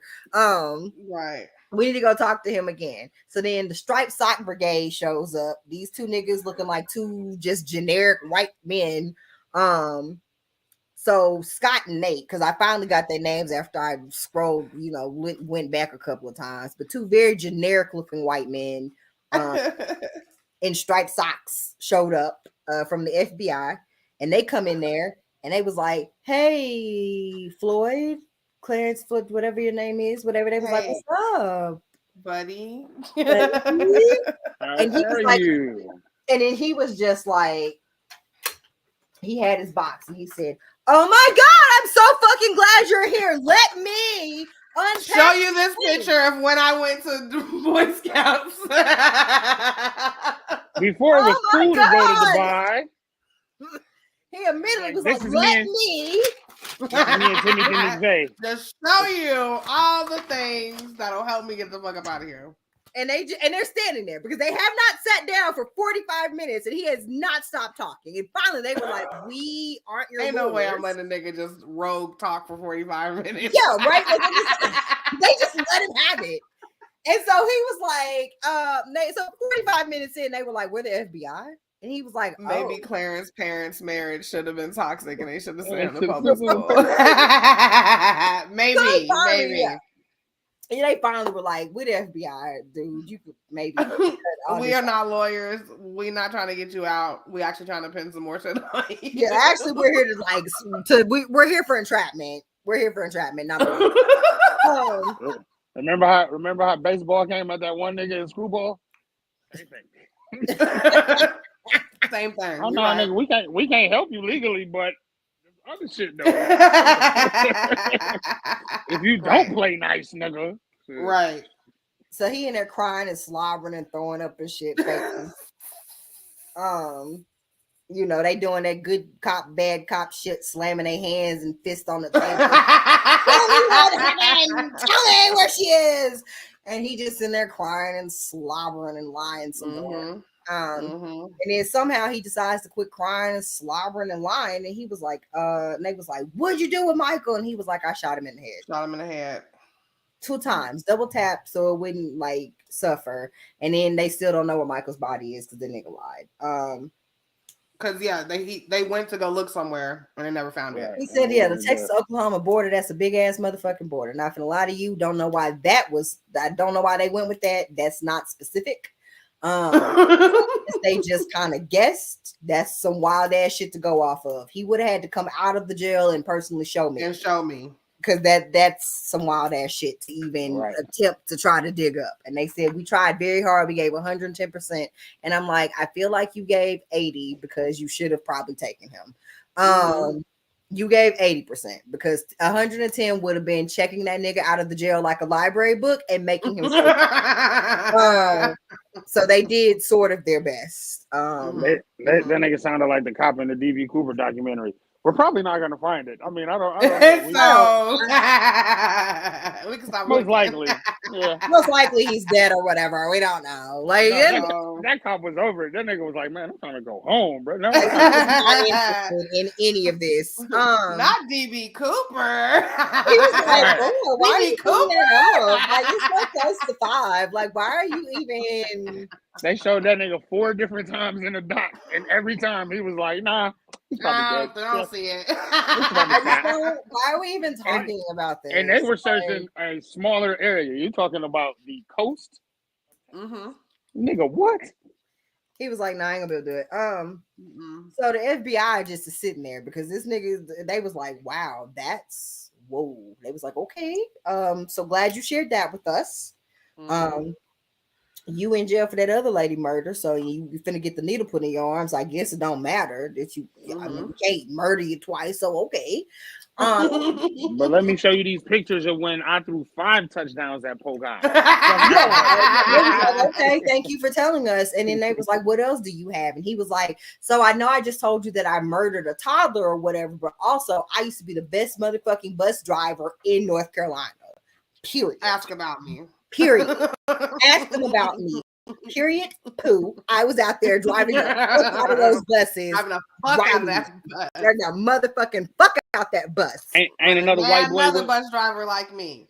Ain't another white boy with a 15-minute route down the east-west block in the whole motherfucking city. I'm not nigga. It's your boy. That nigga in there lying to his cellmates, nigga. The president's wife was giving me head because I drove the bus like a beast. That's why they fired me, you know what I'm saying? Right, right. I used to drive the bus for the cartel. God. Oh my God. Me and El Chapo go way back. Shut up. I took the nigga across the border. So he gives them a whole different alias. Brandon Cleo Williams. Not Cleo. Cleo. Tells them about his wife. Yeah, tells about his wife Sandy, all these kids he had. He had 3 daughters, and they was like, "Well, how do you know all this?" And he was like, "I was motherfucking there. I saw the birth certificates." And so just out of nowhere, they sitting there, and they was like, "Okay, so where are these kids?" And he was like, she was born in Livonia, Michigan, and then they was like, "Are these your kids? Are they just some kids? Or what the fuck is you talking about?" And he was like, the girl you fucking asking about. The girl, the one you came here fucking asking about before I told you about the murder. You don't remember? Pay fucking attention. I know I told you I was the best fucking bus driver, but aside from that, like the whole reason you're here. She was born by the river. It was so much. Like he just out of nowhere just stopped crying and throwing. Just stopped crying and throwing up to be like, "Oh yeah, no, her name is Suzanne." Like just out of nowhere. Right. So Suzanne, 90% of people wouldn't have known what song you just went into, but I appreciate you. Loved it. I need more of it. Everybody thought you was going with the real one. I said, I already know what you going. What'd you say now? He was in jail? Okay. That's right. That version. Guess where she's from? The Midwest, goddammit. So Suzanne Savakis, we meet her parents. So they're on the birth certificate. Sandra and Clifford. And then we find out both these motherfuckers is alive. Now, so would somebody like to talk about Sandra? Because I don't like that bitch and I don't got nothing nice to say. So somebody else can go on. The mama? Yep. Okay. Well, she was married and I don't know, like she fucking, what happened? Why did they get divorced? Or why did they? That man was in Vietnam fighting for his mother. Oh, yes. And she was out here fucking on every fucking around in America. He came back with PTSD and shit. Right. And so like, then that was her exit. Want a divorce. That was her exit because he came back and different or wherever the fuck, right? He was already seeing somebody else. Right. Okay. Right. Okay. So then something happened with him. He had the PTSD. No, he just had PTSD and was trying to get his life together post-divorce. But there was somebody else before. What's his name? Wasn't it? Before Warren or Floyd. Right. So when he's in Vietnam, she is seeing somebody else. Oh, that dude. When he comes back, she has already started a whole other relationship and wants a divorce. Right. Right. Okay. So then he was like, okay. So then he has to take his poor PSD, seeing Charlie ass to go stay at his mom and daddy house. And then she decides that she gonna have 2 more. So she got 2 more babies real quick, back to back. With this other with the other guy. And then he's like, fuck this, I don't like you that much. And then he leaves too. So now she's woe is me, right? Because now she got these 3 babies and she don't know what to do. And somebody told her, take your ass to church. And I don't know what she was supposed to do there. But when she had got PTSD too, because remember tornado. Because of the tornado. Oh yeah, tornado. Oh and she yeah. said PTSD. Wait, wasn't that the reason? Did that have something to do with why the dude left? No, this all happened after after they broke up. Okay. She took all 3 kids and moved into the trailer, and then the trailer tipped over. The tornado happened. In the tornado, and then she had PTSD. And then when she went to the family services people, they told her to go to church. You can pray everything. That seems like that should be separate, don't you think? I just feel like if you go somewhere and tell them you have crippling PTSD, that they should do something else for you besides tell you to go to church. I mean, church didn't really be. Back then, it wasn't PTSD. It wasn't no name for it. She probably just went in there and was like, "I'm emotional." You got the crazy girl. I was like, "Oh, you emotional lady. You're supposed to take care of your kids. You need to go pray and then go buy some diapers." Right. So she goes to church and crying because she's hysterical. Who is this nigga at this point? Brandon. Okay, so Brandon, hold on, but she should have had a backup plan for what she would do for her the whole time. They were fucking hungry. And the only way to feed them is on the living room floor because she was crazy. But why did they take such a tragic song and lay it over one of the dopest dance beats to ever come through? Have you ever been in the club and somebody played that and you was like, okay, what you like the niggas that stop dancing is because their kids is at the house right now. You gotta give them you can't really do much. Like you can't really shake your ass. You just gotta give it like a tight 1-2 while you hold your drink. Imagine not prostitution. Like, you know what I mean? Like I can't really. But imagine the nigga that pulled her number. And she invited him through that night, and he thought it was on, and he feeling himself, and then he got there, and her kid was in the middle of the floor. Sitting on the floor. Bitch, you left your son all alone while he hungry? Right. Like you would think if he was hungry, the least you could do is take him with, like you would try to solicit some donations, like take your hungry baby out so we can see him. Man, Griffin did. She said Stewie was a crack baby and he was hungry. Everybody gave her a fucking beacon on pancakes. That shit was. I'm gonna have to rewatch that episode. That was amazing. That nigga was eating big tins, like how high Michael was hitting his head. That's how big the pancake stacks was. Pancake stack. That's how high his head was coming up off the ground. I'm gonna have to tell you. Niggas gonna use that as a unit of measurement. Pancake like stack. About a stack of pancakes. Got her naked, bro. Ass wide, bro. How wide, bro? About 10 pancakes on the side. 10 pancakes laid out. I hop a Waffle House, nigga. Yeah, I know somebody that might have pulled a scheme or a stunt with their baby, but I'll tell y'all. So she's at church like the social service lady told her to go to. And then Brandon comes and he's like, "Hey girl, what's wrong? Why you crying? God sent me here to take care of you, girl, and I'm gonna just marry you, and we gonna go get your kids and everything gonna be fine." For anybody who tells you this much within the first 15 minutes of whispering to you at church, something's not right. Well, but for some reason, that's how church operates, though, and that's the wild part about it because you be like, "Damn," because God really must have sent you to me, like she sent me to God, and then. Because think about it, people that are like deep in the church, they date for a few months and then they get married because they can't fuck. So then they're like, "We need to speed this the fuck up. I'm trying to get my dick wet. Let me propose." So then they're married after 6 months. Seen it firsthand. That is dangerous. It's very dangerous, but I mean, they're just coached that if you're living a godly life, if somebody comes into your life, then you should know that person is the person.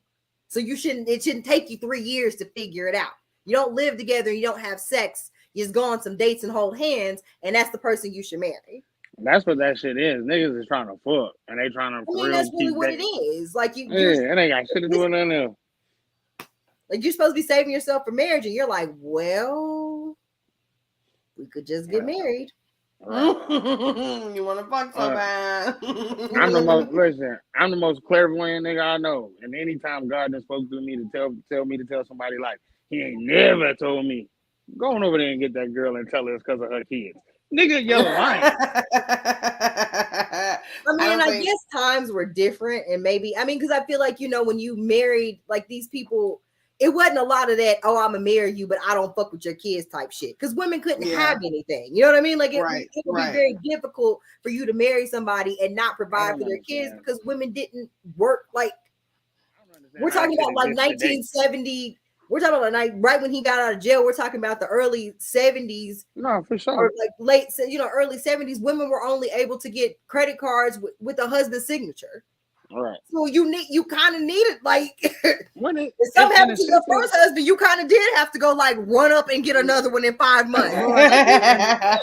And in the sense of how shit was then versus now, wouldn't it be more apt for a nigga to be like, I ain't gotta fuck with your kids because you can't do shit than it is now. Women but then the baby gonna be all alone on the bedroom floor because he hungry. Right. Then, like. it's chicks now making 6 figures dealing with a nigga that hustle halfway and drive a Toyota Tercel, and he like, I don't fuck with them kids, and she like, okay, what? I think women. I think it's just because she don't need him to.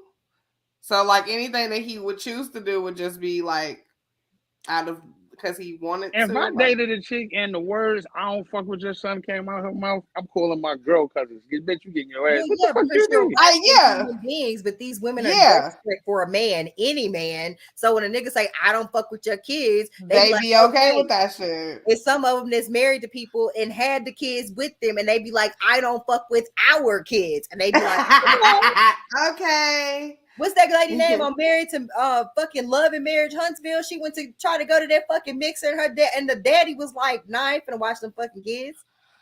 Like he told her he was absolutely not gonna watch that show. So yeah, it don't matter. Like they don't give a fuck. They be so desperate to have a man. The man can say, "I don't fuck with your kids, my kids, the kids we had together, the kids we adopted, the foster kids we decided to pick up, the kid I picked up at the after school back to basketball practice yesterday." Don't matter.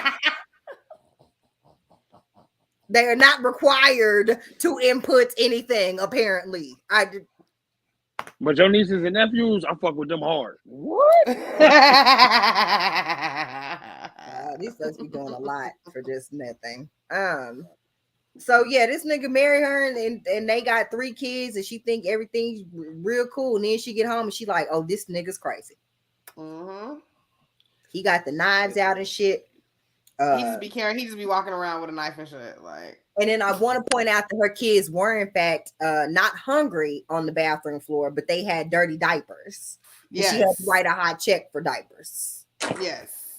So he also did not. So he also did not fuck with her kids enough to buy them some. So he didn't fuck with her kids, it turns out, because she had to write a hot ass check at the 7-Eleven for diapers. Mm-hmm. She got 30 days in jail. I did not know that you got jail time for writing hot checks. Fascinating. Oh yeah. Yeah. I mean, I guess you write enough of them. Yeah, I didn't. I mean, besides, I was kind of like, damn, is this they couldn't have been the first hot check she wrote, because I was like, if you wrote one hot check, surely they're not giving you 30 days in jail for one check. Depends. Just like dude touched the kid and didn't do a year and then got 10 years for the money. My probably 4 times great grandma shot a nigga dead in his chest with a shotgun. She only did 5 years. Time shit's different. So maybe I don't know. Maybe it was like, yo, bitch, this is a diaper check. We only gonna give you 30 days. It wasn't that much. It's fair. It was right. The nigga's throat in the Kroger and didn't get any jail time. The police was like, "Why didn't you just stab him in the leg?" And he was like, "I don't know." Because I always want to slice a nigga neck. Wild times, like absolutely, like good, absolutely slice that nigga's throat in the Kroger check in the Kroger check cashing. Wild as shit. Yes, she was. She was sleeping with a man for less than a little bit of money.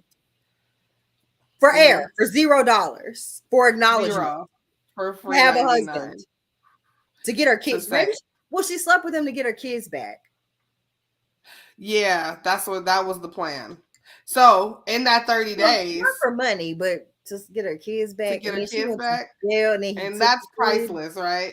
Yeah, that's priceless. I guess. I mean, I don't got are they priceless? I don't. I know someone who shot someone and didn't get any charges at all. She went on to become a social worker, then podcaster, then oh right, I forgot, bitch. Why was I reading that like I didn't know? Hey, sometimes you gotta shoot people to come up, girl. And we love that for you. The comment just stayed. Aspirational as fuck. And honestly, we stand, sis. And we stand. An icon, a motherfucking legend, to be honest. Legendary. Icon. There should be parades in your name. There should be parades in your name. There should be a street name. The MLK Boulevard in your worst neighborhood in your town should be named after you. You deserve sunshine and rainbows. You do deserve. So in that 30 days that she did for that hot ass check, this nigga Brandon decides to just take her kids. He drops off 2 at a orphanage, right? And then he keeps the oldest one, who is the person that we've been trying to figure out. He keeps Suzanne. He keeps Susie. All right. Suzanne, yeah. And Suzanne. Go ahead. My bad. No, go ahead. No, I was just gonna go through the maturation of the names again, but I think everybody got it. Yeah, so we're back to Sharon. Yeah, she been 8 names, and then I'm just very confused. And so she says that she went to the police, and the police were like, "That's a civil matter." Because that's your husband. That's a civil matter. And then, girl, you're gonna have to go ahead and handle that yourself. And the thing that I really don't I didn't want to laugh, but in my mind, I was thinking, did she fucking tell them that they weren't his kids? Right. Because she couldn't have, right? She literally couldn't have. I mean, she clearly couldn't have told these people that. But if they're married back then, you think in them times if they're married, they're like, this is that time. That's when it was really a man's world. They probably was like, yo, get her the fuck out of here, bro. Like again, they gave a woman the kid that wasn't hers. They didn't give a fuck about saying shit to women back then. So fucked up. And then the part that I thought was wild, that was when all the kids got put in foster care, they called Clifford and was like, Cliff, your daughter here, but also this lady got 2 other kids, and you either got to take all 3 or you can't have your one. Or you can't have any of them. Or you can't have your child unless you take these 2 children.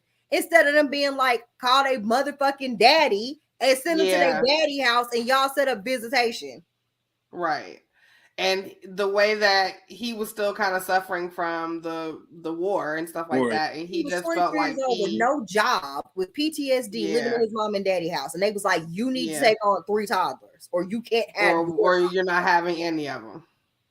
And Agent Orange is real. They finally admitted Agent Orange is real, so I can only imagine how that dude came back. Child, I would have been suing the fuck out of them people. Like I would just go file my lawsuit now, because what the fuck you mean? So now my daughter dead, set off by a sequence of events that could have been prevented if you just would have let me have my kid. Right. Child, I would be okay. I would be down to CPS with my lawyer. They was the fuck you mean? This is your fault. My child was tormented for 15 years because you motherfuckers said I couldn't have her unless I took some children. I did some stranger ass children. Mm-hmm. That's some wild. Okay, that made me irrationally angry. It's the wine. Sorry. I see. It's fair. Because that's some wild ass shit. Mary asked, what's the mama name? Which one is she? The one in the wheelchair. Yeah. Sandra, the real mama. Sandra by mama. Sandra. Now Sandra. Mm-hmm. She cried a little bit. You disrespectful, dirty bitch. Sandra cried that fake ass tear that she dropped with some Visine between cuts into her motherfucking eyes. She wasn't crying, and like Heather pointed out, which side note, Heather says, I was taken in 1973 for like 5 years, and my mom never. Oh, she really did just randomly say that, and she was like, "That's weird." That's abducted for 5 years. She was basically like, "That's weird that like they never found her because like niggas hella took me, and my mom turned over every fucking stone and spent every fucking dollar that she ever had to find me. So you wasn't looking hard enough. Like that's basically what she said. Well, I mean, even I was like, damn, bitch, you was like, should we circle back to that? Like, are you okay? Like somebody called Sky Bergman up because it's definitely another documentary there. Right? Is there a part 2? Clearly, we need to know more about Heather's situation. But Heather's right. Like that's some wild ass shit. Your kids are missing, and you know this man done ran off with your child, and you married to this man. And you don't petition for child support. You don't try to figure out where he went. Time goes on. You don't circle back with the authorities and be like, my child was taken in fucking 1970, whatever. I haven't seen her. I don't know what happened. Like at some point she just stopped. Like did not give a fuck, was not looking. I don't care what the fuck she says. She was not. She cried a little bit. She was sad. She was sad because she's a shit ass mother. Yeah, but she cried because she was embarrassed because she had to tell people she should have been fucking ass. Is she not embarrassed? Like she's very embarrassed. Like the fuck, like she's just embarrassed because she had to get on fucking Netflix and tell everybody that she's a shit ass mom. PTSD aside, girl, once you got that shit cleared up, you just didn't look for your kid. Like, girl, okay. All right. Right. And you knew this nigga, and then you knew this motherfucker was dangerous because he was whooping your ass and fucking practicing his butterfly knife skills in the goddamn living room. Threatening to carve your motherfucking face up before dinner. Put your goddamn baby across state lines. Girl. Yeah, she really was. Okay, when we really bust it all down, she was just the worst. Like, and I felt bad because I think I felt bad because she was in a wheelchair and she was crying. I think that's just what it was. It was like an old lady crying. I felt bad. But now that we're reflecting on why, like, she's gotten everything she deserved in life, probably. She's full of motherfucking shit. And even Mary was like, I reached out to her so she could meet her grandchild, and she just didn't care. That lady don't give a fuck. Yeah. She ain't gave a fuck, and it's fine. Like, just say that. Don't sit up here and the cry. The real dad was there at the tombstone reveal. Because originally when she first died, it was just one name on there, Tanya. No last name, no nothing like that. And so at the end, they were able to, since they finally found out who she was, they had a little ceremony where they had her actual name on there, and her real father was there. So he's going to be involved as a grandparent, it looks like. Yeah, he seems like he's very wanting to connect. And I think he feels bad about what happened. Now, what's her name? Fuck Sandra. Yeah, truly. Just fuck Sandra. I don't know what she got going on, but fuck that bitch. And that was the end. They found out. That is it. But I will say I was very confused because that man, she died, and it sounded like all the strippers bought her headstone. It literally sounds like all the bitches at Passion and Mon Perry or whatever. Yeah, it sounds like they paid for the original headstone and just put Tanya on it because if he could have paid for it, wouldn't it have had dates or something or beloved something or a last something? Oh, it just sounds like he just had her buried and was like, "This is good," and just like didn't. And they put out the tubes. But I guess that makes sense. He wouldn't want nobody to be able to come back and visit to figure out what find it. Yeah. But guys, that is it. Like I said, like we said, it's a lot of back and forth and like time jumping. It is worth the watch, but I think we did a pretty good job telling y'all what happens. Yeah. So if you want to watch it, it's on Netflix. Yeah, our asides aside, it is. All right, guys. That's it. It's super good to be back. It is really good. It is, guys. We will see you next time because we are way over our time limit. I'm Chris. That's VJ. That's Penrose, and we will see you guys next time. This is Bye.